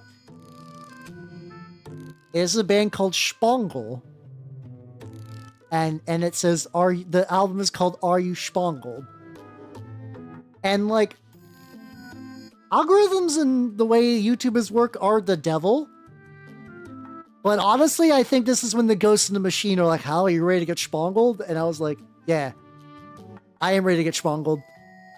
It's like, it's like if like there's like a type of like kind of like droning music that can be good if you're in the mood for it. Need that for your, yeah, I know, right? It's a great, all their album covers, I believe, are generally variations of like a fucked up dude. But like, let me see if I can find another one. Like they're all pretty good. I will say they're one of those bands that like I would be super worried if I found out that they're just using AI for covers now. But as far as I can tell, I don't think that's true. But it seems like that's like John Schwangel and is on the front of most of the covers. I actually really like their album covers. I mean, this is definitely music that like British people. I think they are British. They're like, you know, several British teens have gotten absolutely fucking just like. I recently was introduced to the idea of someone being baked as a cake as referring to being high. It was, oh yeah, no, that was a Q-Bolt said on a Margot stream, and that's been living in my brain. It's very good. Yeah, all their albums generally have some variation of the Spongel head. I don't know if there's lore. Yeah, droning music is not something I super listen to a lot, but like every now and then when I get introduced to it, I'm like, I get it, I understand. And for the Spongel in particular, I was like, yeah, no, I'm target Spongel audience. I'm the Spongelance. Good job, Solus algorithm. You found the right guy. I'm looking for like a thin brush because I want to do some. This is a Windsor and Newton. That is relatively together. Okay, what size are you? Nice 00. Okay. Assuming this holds up well. This is actually like a decent brush. You still hold a tip? You still hold a point? Little Windsor and Newton. This might have been one of those brushes that I bought and I was like, I can never use. I can never ever use this because what if I need it for a special occasion? You know, the hoarder mindset that is a poison. Yeah, so far so good with this bad boy. Like it's holding tip pretty well. Rough little bits. But yeah, I'm gonna have to put that on. Like I don't think, like I said, I didn't finish getting Spongled.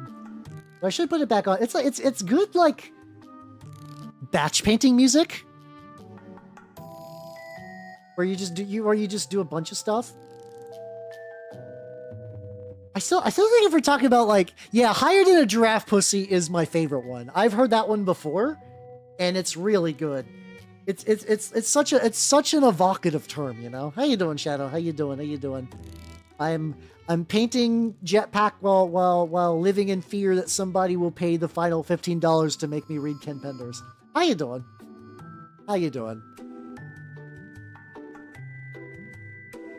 But yeah, we're also talking about getting Spongled. Are you ready to get Spongled? But yeah, I feel like listening to something like really droning like that would actually be real. Like if I also thank you for the sub. Thank you. Like that's something that like if I decided to what's it called? Like if I just needed to like work on like, I guess I do still have a bunch of just like generic Clan Rat Skaven that I don't really need, and I'm not like super jazzed to paint, but like it'd still be good for me to do so. So. That probably wouldn't be a terrible idea one of these days. Just to maybe just put on Spongel. Drugs? Nah, I don't do drugs. I don't really. It's like one of those things that I think on paper that if somebody looked at me, they would assume I did, but nah. The only crack I'm doing is plastic, baby, and cardboard, I guess. If it comes in local friendly game store format, yeah, that's the only drug I need. That's true. Yeah, it's like kind of almost like a static, because like some people just listen to like TV static as like a ASMR calming mechanism, and I can get it. Like I've never gotten the ASMR to work for me properly, but there's like I get the idea a lot of times. So I'm like, oh, I get why you're doing that. That seems neat. It's a tip holder, but it's kind of getting there. Oh god, it's going way up the Pharaoh real quick though. So watch out. I need a different towel. This towel's moist as shit.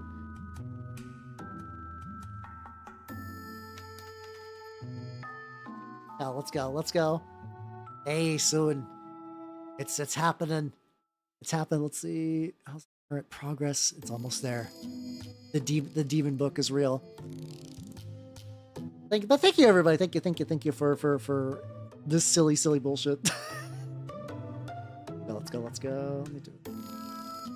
Is this sounding like a first paragraph to creepypasta? Maybe. Also maybe. But yeah, this is every now and then that every now and then YouTube will just recommend me full albums. The current thing that it's been doing is recommending me edo game music from like 15 years ago, and honestly, a lot of edo game music is really fucking good. Like, to be fair, I mean, a lot of edo game companies were like pretty small and really passionate people, so it's like, of course they're gonna put their whole ass into their boutique porn. So yeah, fuck yeah, let's go. So you'll get like really, really, really crazy good bangers. And then you'll find out, and then you'll look up like what the game it's from. And it's like, oh, this is a porn game from like the Vista era. Oh yeah, no, people do a lot of good shit. Like I don't think it's like a derogatory thing to work on edo game. I think it's just kind of like interesting just at like the, what's it called? I think it's neat for something that normally people like, oh, it's porn. People don't give a shit, but they give a lot of shit, and I enjoy that greatly.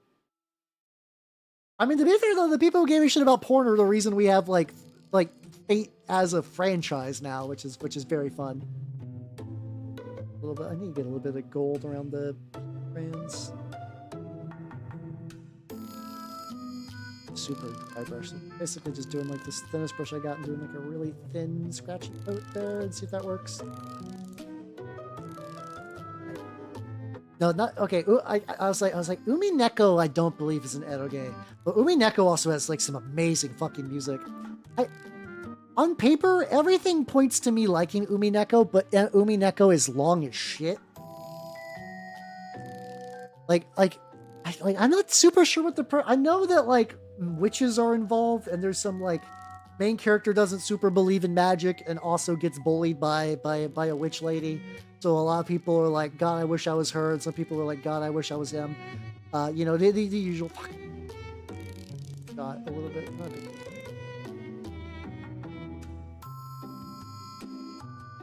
This like thinness, I can't really do a proper dry brush, which is like what I want to do here because it's supposed to be kind of dirty metal.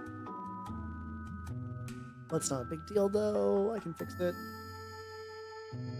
But it's like, yeah, it's like out of like that's sort of like a big one. Like I've continued to put off reading a lot of the foundational visual novels. I have not read my way through Fate Stay Night.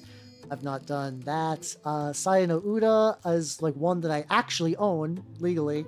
And I've not gotten around to that. Fuck, I have to totally fix those shoulder pads later. It's fine.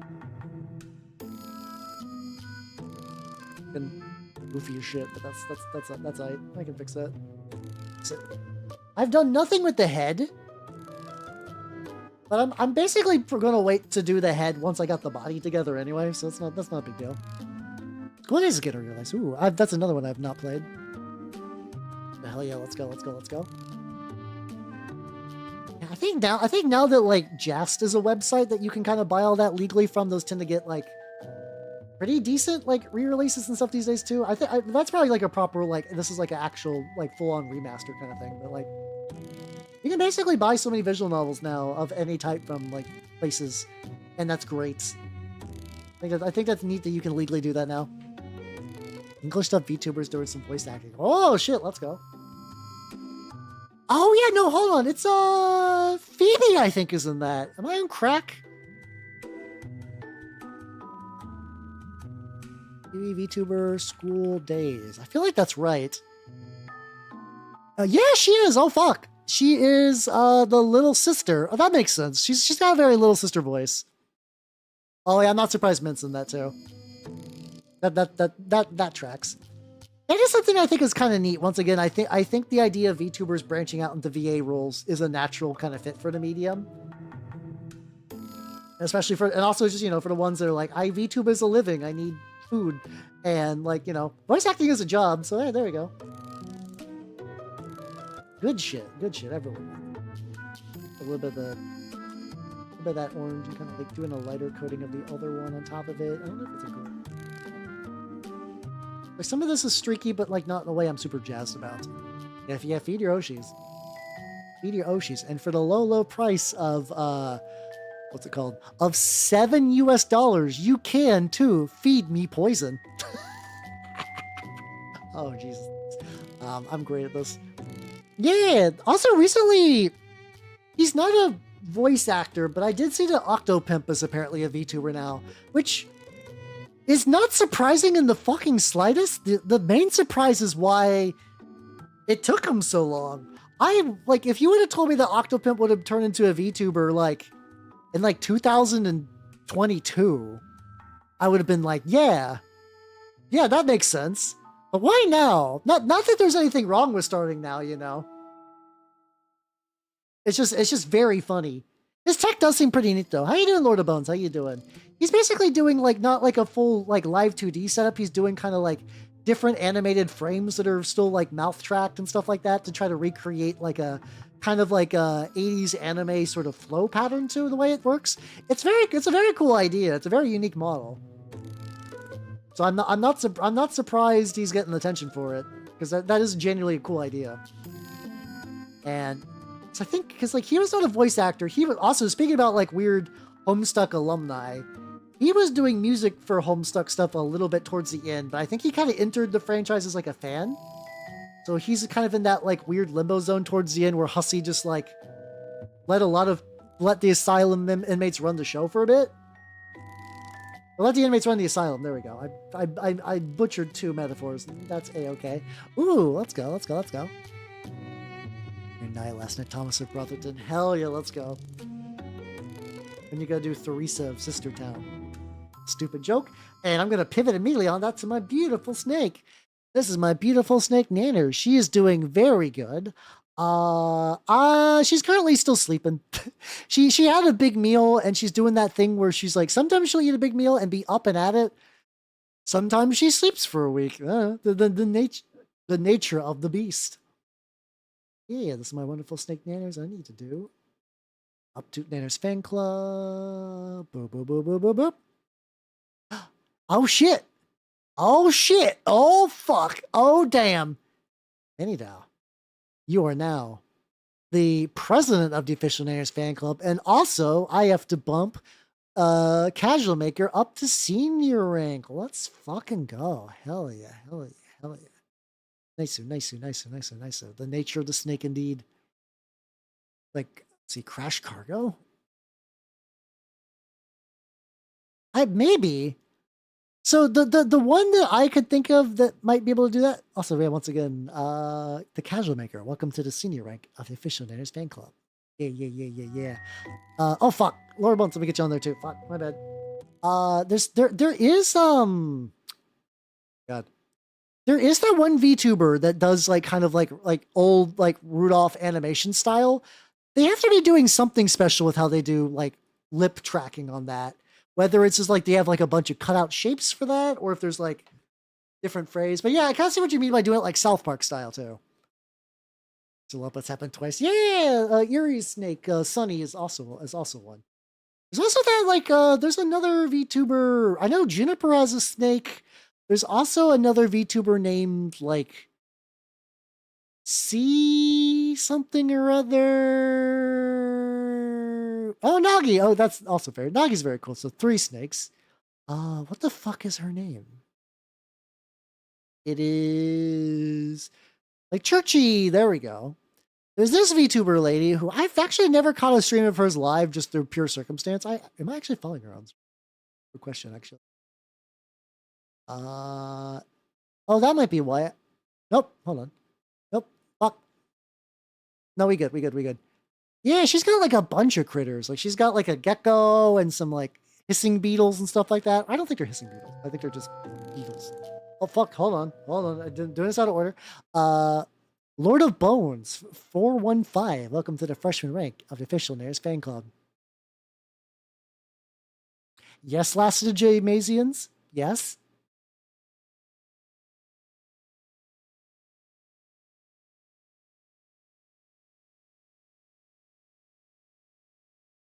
Yes? Okay. Let me revert to normal size then, and let's go back to painting. Wow.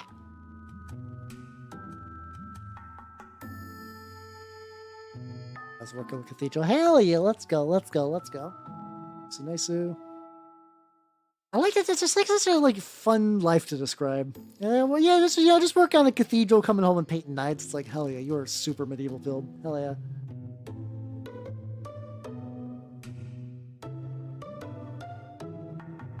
get some of the raised areas, trying to build the like streaky orange that I've been doing for a lot of these guys, getting that built up.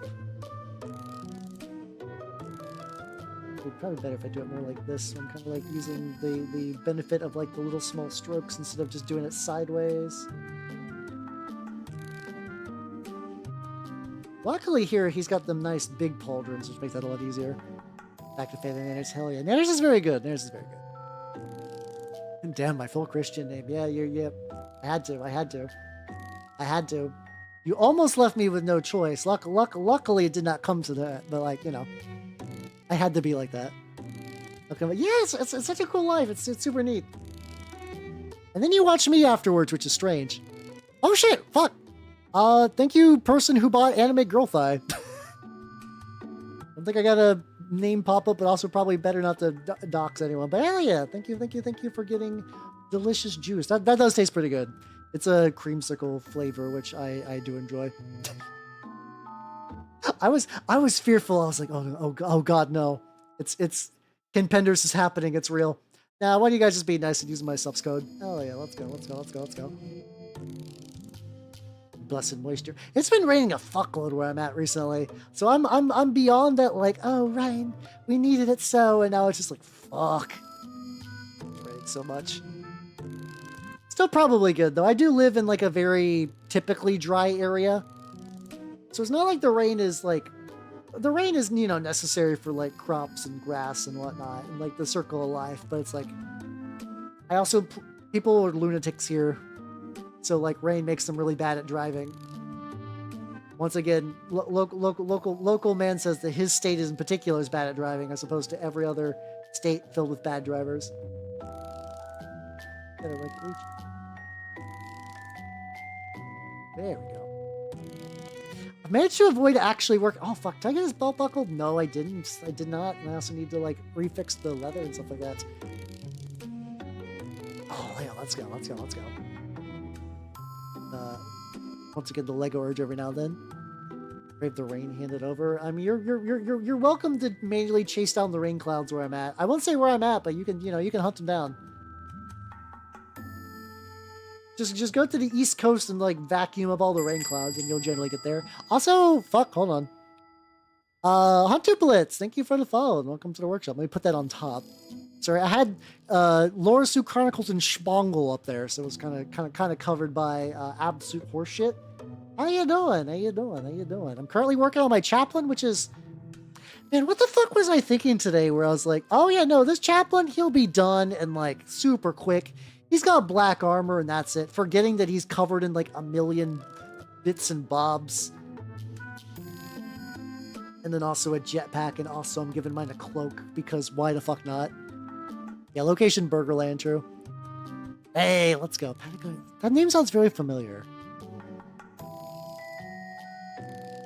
I need to look up that skeleton. So much of the stream has been like, Hal looks up a bullshit thing. Ooh, no, that's correct choice though. That I can see why that's popular. Yeah, I mean, we've had some breaks. This is definitely the most goofing we've done in a while, but also because I'm doing a triple mini painting stream this week, I think goofing a little bit's also worth it. I think it's good. I think it's good to goof.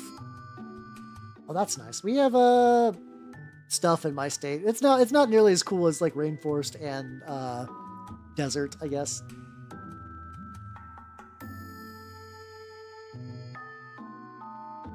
I imagine what's going to happen is I'm going to get all the trim, and I'm going to go back and then probably hit it up with some, probably hit up this bad boy with some of the, maybe like the Black Templar's contrast. I know some people will actually do like the highlights, they'll do like a gray highlight, and then they'll paint that on top of that, which does seem pretty neat to me. That does seem pretty legit. Also, she's also got these like little like ribs kind of built in, but I don't know if I want to do anything for that. Because I was like, I could have made him gray. Because weird thing I've been debating for the most for like color schemes is my my librarian. Because a lot of Codex compliant chapters paint their librarians blue. Why? Because some guy in like the 90s made that so, and thus spoke the like probably like Ansel or something like that.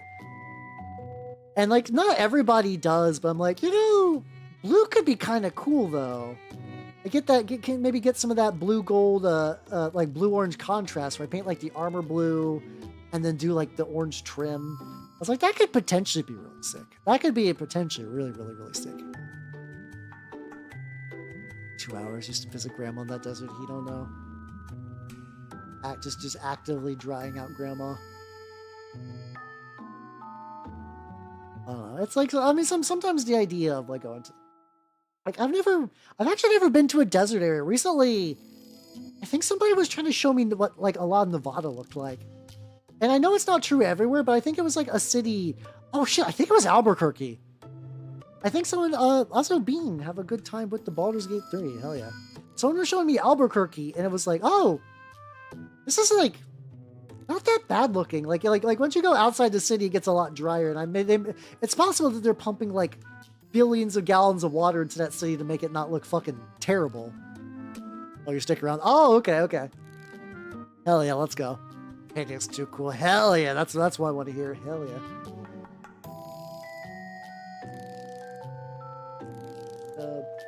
Brush that shit that I can stipple with. Old Faithful, hasn't still fully died on me yet. It's getting there though. Flags, but yeah, something like that. Yeah, exactly. That like, I don't know. Maybe the idea of driving for like 4 miles and then 4 hours and nothing changing is kind of rough, but no, it could be nice. Like, big stretching. Oh shit! I almost out of water. I need to grab some at some point, but not right now. So I need to go back. I got that gold and then the belt gold. I will say, at the very least, the base idea of the guy, the lad, is forming. I'm not like super upset with the progress. Like yes, Tuesday I made insane progress. I made progress because like I had like 3 projects finish on themselves in a way that doesn't normally happen with me. But that doesn't, like I said, that doesn't normally happen with me, so that's like a rare treat. This, at the very least, I can be like, yeah, no, he looks right, you know? Timothy is getting... I'm torn. So, like... Hold on. Like, here's the thing, guys. Let me go. I cannot be throwing stones in this glass house of mine. Because I did 3D print a Jimothy.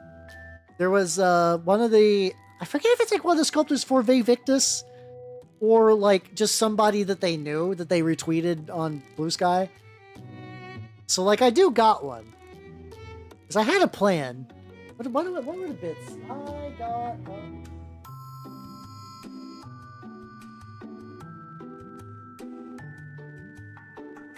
Well, I don't remember where I put it. Because like I talked about making a Joe Cairo Jimothy, so like I got like a bunch of like little servo skulls I want to like rip up for tech pits and something like that to make them like a little like battlefield like cyber familiar kind of deal. All right, but yeah, I'll put him away. But yeah, no, he's been showing up a lot. I do remember seeing a really funny thing where it's like it was like a Zoomer getting really angry about how millennial, like Quirk Chungus millennial the Jimothy stuff is. And like, one, they're not wrong, but it's like, fine, sure, whatever. Who gives a shit at this point? Out of all the things to put your energy towards, raccoon, why not? How you doing, Instances? How you doing? I could make a giant one, yeah, true. That was so. That's actually my second Jimothy, funnily enough. So the first scale is this one. This is the original scale, and like that is accurate in height. I'm gonna be real, Primaris Marine Jimothy, but he's too small for like tabletop use, so I made a bigger one. I could keep going. I could technically make like a big ass guy. Oh yeah, that's right. My gold dried up. I hope not. Yeah, I could paint him. I could paint him those colors. Make him kind of like Rust Vulture theme. What is a raccoon but a land vulture? It does. Oh, yeah. That's like one of those things. It's like that sucks, but I understand. It's like it's I cannot imagine that came from a place of malice. You're just like, oh, animals love milk. Because you think of cats and you're like, well, a raccoon is like a fucked up cat. And Jimothy's a fucked up raccoon. So by transitive property, he needs bones to make his milk sturdy. He needs milk to make his bones sturdy. He needs bones to make his milk sturdy. Jimothy's milk is lacking. Jimothy can't be milked for shit. That's why we have to make fun of him. Yeah, I like my milk like I like my women sturdy. All right, I need to get a little bit. I need to fix the leather on this guy a little bit. Saddle brown. There we go.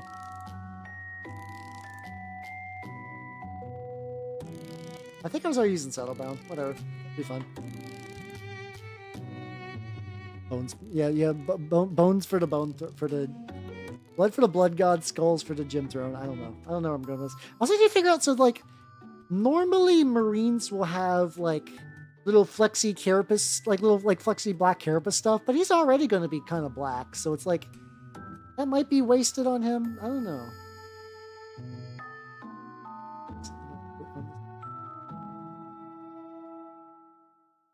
No.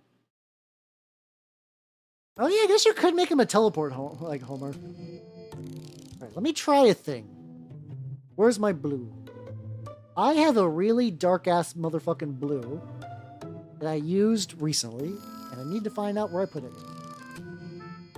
Dark purple.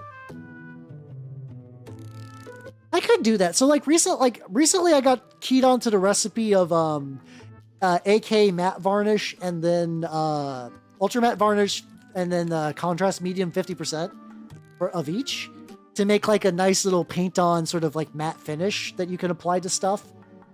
I think some people do use it as like a full coat kind of deal.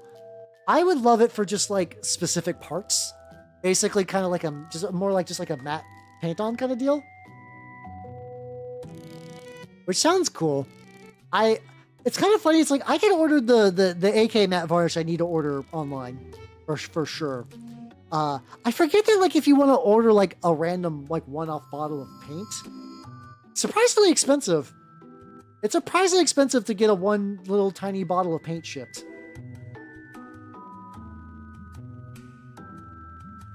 Doing like light blue. Maybe like light to the point where it's like not necessarily working. So yeah, I like maybe if I get that, because like to be fair, that would look pretty bitchin' on the rust vultures to like make them like I don't think the speeder was ever like in a bad state. Like I don't think the speeder was like, oh, this is too gloss or too satin. But I think if I took that, I'm like, okay, I'm gonna apply like a little bit over like the finished model. Because I've also seen a lot of people who do these like really good grimdark looking models where it's like the kind of dudes who do like the like really fucked up looking Black Templars. Like, oh, that's pretty legit. It's like maybe that's the way to do it. Trying this out. Other options of this dark blue is to do a dark gray, but I think the blue is actually going to be kind of fun because we'll get the contrast. We'll do like a little... Nothing super crazy, because like I said, I'm probably gonna... I could also, if this is too blue, I could always just run this with a thin wash or something like that. Just testing the idea of using a blue as a highlight, which I've heard for black armor is pretty legit. Keeping it kind of subtle. Like I don't think I ever want the blue to get brighter than this. I mean, number between 1 and 200. 199. Yeah, that tracks. That's a sufficiently large number. But like I can't do the full 200 because that's for suckers. But like I can do just up there. What do you call a Philippine hen house? Chicken adobe. Or chicken abode. God damn it. That was my bad. I ruined that one. I'm sorry. My brain, like, you know that thing where people say that if you put certain combinations of letters together in a specific order, your brain autocorrects for you. My brain wasn't thinking abode. It was thinking adobe. Well, it's fine. It'd be like that. It'd be like that. So not your fall out of 10. There we go. Not your fault out of 10. I flubbed the execution on that. I will take the blame. There we go. Good night. And the joke is about chicken adobo. Oh, yeah, no, I missed that entirely. I've had chicken adobo, but it's not like a... It's somebody's, like, name a Filipino dish. I don't know if that would be, like... To be fair, though, I also don't have, like, a lot of, like, mental catalogs for Filipino dishes in my brain. It's just, I guess it's just because I've never really found, like, a, like, Philippines restaurant nearby, I guess? Your human hubris. You trifle with Mother Nature. I only wish the worst death imaginable to you. It's just a picture of a raccoon with a bowl. Yeah, it's, like, God, that reminds me.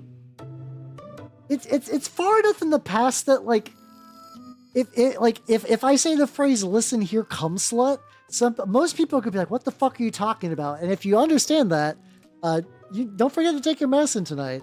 You know, the vitamins, you need them. So for context on that, I wonder if I can even get that phrase Googled so I can get some context. There was like, it was like a cockatiel drinking, no, god damn it, I activated 14 the wrong way. Okay, I have to give context to kill the boner. All right. So there was a clip from a movie with like a CGI bird, just like, what's it called? Okay, this is a two-part image. And like, apparently this is from a movie, but even if not, it's clearly fake looking. Okay, don't worry, context is happening. Here you go. So this is the image, you know, parakeet, stickhead, and chocolate fountain get lost in the sauce. Everybody go, ha ha, that's funny. That's a funny little thing. That's a funny little picture on the internet. Tumblr was a magical place. Arguably still is, but back when their title of the Fun Police was very much a thing, somebody had a strong opinion about that. And I'm pausing the music on the Twitch side, and I'm going to read this verbatim. Let me take a drink first. Oh, good. I was waiting for some moron to try to defend this. Listen here, cum slut. I bet you $5 million that you don't own a bird. But guess what? I own 7. And I can tell you right now that a bird would never just walk into something like a chocolate fountain. They rarely walk directly into water. But say your idiotic theory is correct. Say it actually did walk into it. That animal still probably died. Is that so funny to you? You get your kicks out of knowing that bird probably was terrified and opened its mouth to scream in that last panel? And if you say yes, then you seriously disgust me as a human being. Yay! Masterpiece Theater, okay. And that's old at this point. But anytime somebody gets like really, like, and I understand sometimes people, you know, people fuck up animals. They're just like not even out of malice. It's impossible to know the diet of every animal at any given time. That's just how it is. So like, I understand that the people who are trying to give Jimothy milk had kindness in their heart. But then you also get people that are like, oh, did you give your dog anything? You're horrible and you're killing your dog. That's also a very specific archetype of person. It is really the left-leaning equivalent of the Navy SEALs copy pasta. You're right, for sure. Well, that's the funny thing is like, could I imagine them owning all 7? Yes. Could I also imagine them owning 0? Absolutely. Either way. But yeah, no, there's like I don't find the idea of Tumblr as like the big cultural boogeyman that a lot of people do or did or still do. I don't fucking know the status anymore. But it's like there were some like really fucking bizarre magical moments with that website, between that and like the lady who would dig up bones to do like rituals with. And then people were like, hey, you know that place you're getting bones from? I believe they basically said that like, yeah, the place that you're getting bones from is like a cemetery that was sort of like had a lot of like enslaved people that were sort of buried in like unmarked shallow graves. So it's just like, oh, it's you get shit like that every now and then. That was the fun. That was the fun of it. And like there's pros, there's cons. The cons a lot of times were like a lot of what I would argue is like modern fandom horribleness, like the aggressive, like if you've ever seen someone get real aggressive online about Deltarune, I think that is the negative lasting impact of Tumblr. But probably nothing more than that, you know. Yeah, it was like somewhere in Louisiana, I think it might be like a Potter's Field. I've never heard that term for that particular type of grave, but that's probably about right. The lady got a lot of shit for that. Like that wasn't a thing where everybody was like, yeah, you do that. A lot of people were like, what are you doing? You can't just take human bones. And then the excuse of, oh no, they washed up. It's like we need to go back to the first point. You can't just take human bones. Even if they're out in the surface. No, don't do that. That's also true. Like even a lot of people were like, also as a Tumblr witch, you're inviting a mighty hex upon yourself. And it's like, if that makes them do that. Animals, animals eat all kinds of shit. Like it's not improbable that like if Jimothy was a regular raccoon and dove into a bin, that he could totally find milk and have a bad time. But like, yeah, swamp graveyard. Yeah. Modern days. That might be right. That bit of knowledge I don't know. How's that defense? I will say, separate of like old Tumblr, people who self-identify as witches online are some of the most insane people you ever meet. It's a problem because self-made witch aesthetics activate my neurons so fucking hard. But almost every person who is like, and I don't mean like, I practice witchcraft for fun or like, it's kind of my thing. If you go online and you're like, my name is like Patrice Von Black, I am a practicing witch, and then you list off your witch traditions, you are a probably like very unstable individual. So, yeah. Because like once again, and to be fair too, I'm sure there's multitudes of people who identify as witches who are just like, no, I just sell candles. Don't lump me in with the fucking bone witch, please. But that's not the bone witch behavior. I wouldn't argue is particularly unique to the bone witch. I don't think that was like a goofy little one-off incident of a strange individual. I do think that is like a subgroup that breeds very strange defensive individuals, You're the daughters of the witches that you didn't burn. Yeah. When somebody lives in fucking like Arizona and you're like, buddy, no. You're very funny. Yeah. That is also a thing too, where sometimes like being a witch is just shorthand for vegan. Not all the time, but like if you go to like if you are vegan and you're like, oh fuck, there's nothing to eat but like fast food that definitely cooks everything with oils, and you go onto like your map service of choice and you see a witch shop, go there. They probably have a vegan muffin waiting just for you. They didn't know you were coming, but they have the vegan muffin. It's here. It's there. Do not worry. Do not fret. Oh, the Bone Witch is a great NPC. Honestly, use her wholesale for like unknown armies. She'd be a great unknown armies character. Or even the idea of like in like a D&D game where like a witch is like, digging up the graves of like the people who have suffered in the region, and she's using their bones to form a terrible hex. That's cool as shit, I now crave the witch shop vegan muffin. I agree, but also that sounds like a euphemism when you phrase it like that. That does sound like a euphemism, so I have to warn you about saying that out loud. Not that it's free real estate in my stream. I'm just saying that if you say that to your friends, you're gonna get some looks. I just want you to be well aware, As your VTuber of choice, I have to be responsible for you in some degree. Oh, I'm not surprised. I'm sure that every witch shop has D&D, vegan muffins, a yoga day, and then probably some tea days. I think all of those are probably true.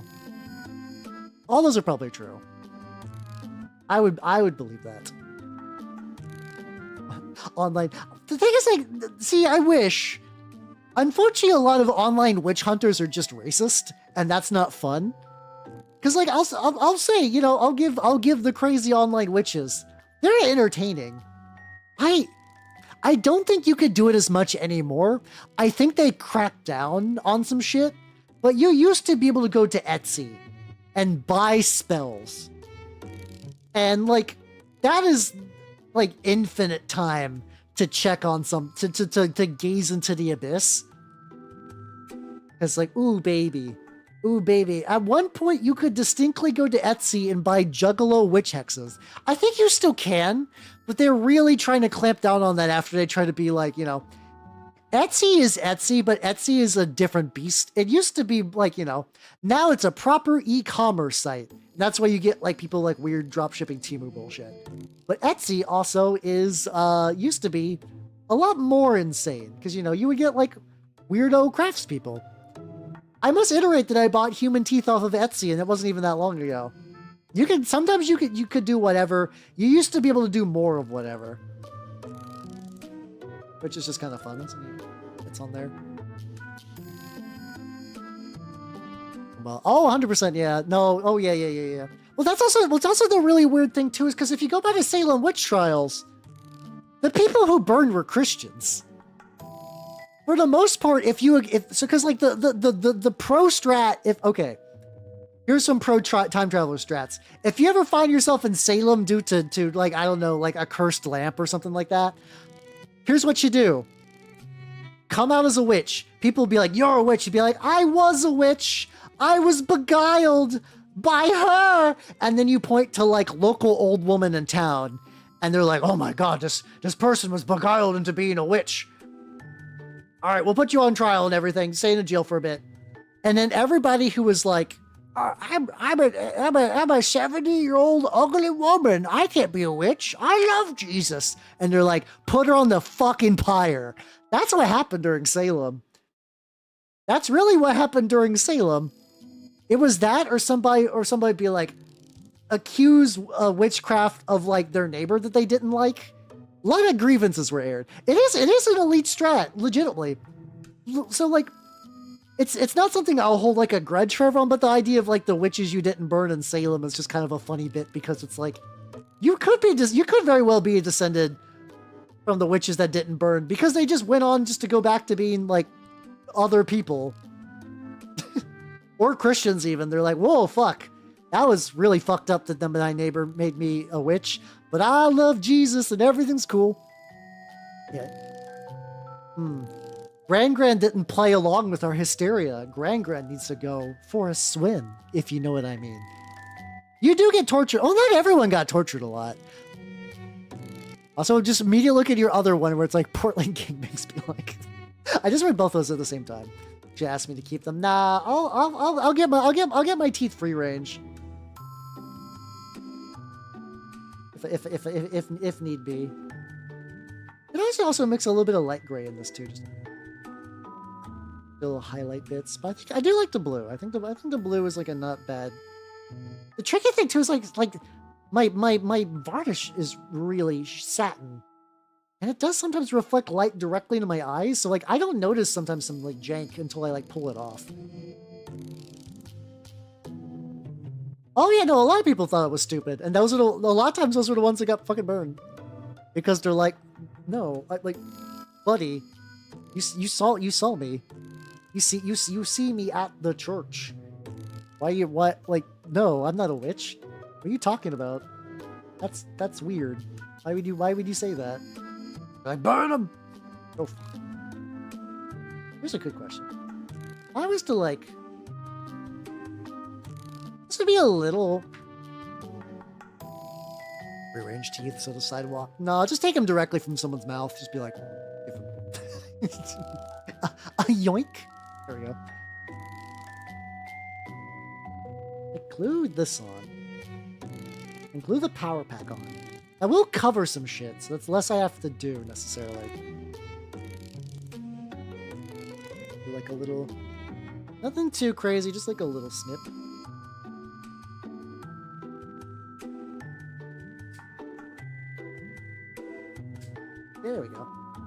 on that bad boy.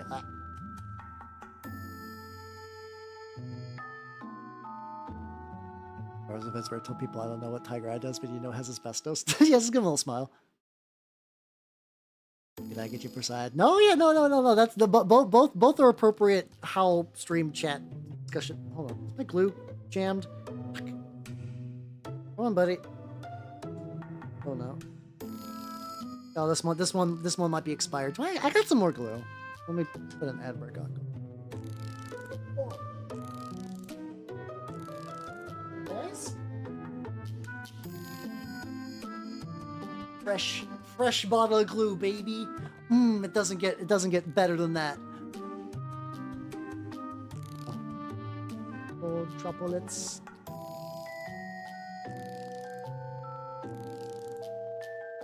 Rock facts. Yeah, my brain, I have zero control about what it retains, and sometimes it drives me nuts, and sometimes I'm like, oh, okay, I guess that makes my streams better. So who gives a shit? We're going like that. That's pretty. Take the little nubbin, and just like a little nubbin clip. Seriously, I need to touch up a lot of this. Like I said, this guy's probably going to be a next week project as well. No, I'm okay with that.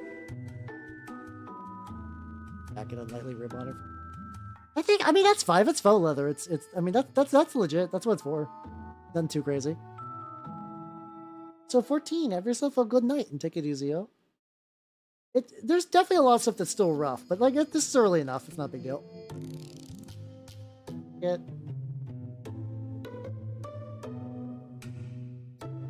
Aha. Okay.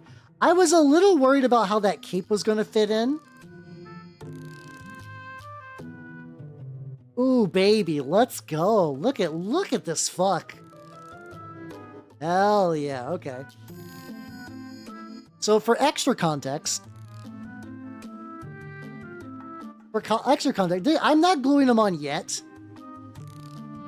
But it's gonna be something like this. I'm gonna glue him on the base kind of like this. So he's doing like a cool jump pose. But I don't have to worry about him, like... Hey, Jim Garcia, how you doing? Yeah, he's... The lad that I've been working on today is lots of work needs done. He's getting there, though. He does look... I think the amount of orange on him does make him look extra Halloween-y, but that's just gonna happen. But yeah, I'm working on my jump chaplain. And this is kind of like the general look of how he's gonna be looking. I could glue him on there, but I know I will not.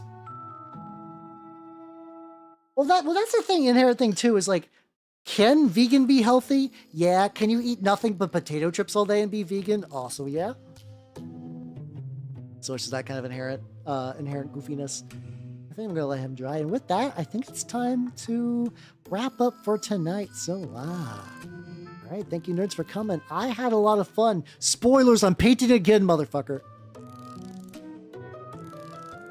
I heard my echo. I don't know what I'm painting.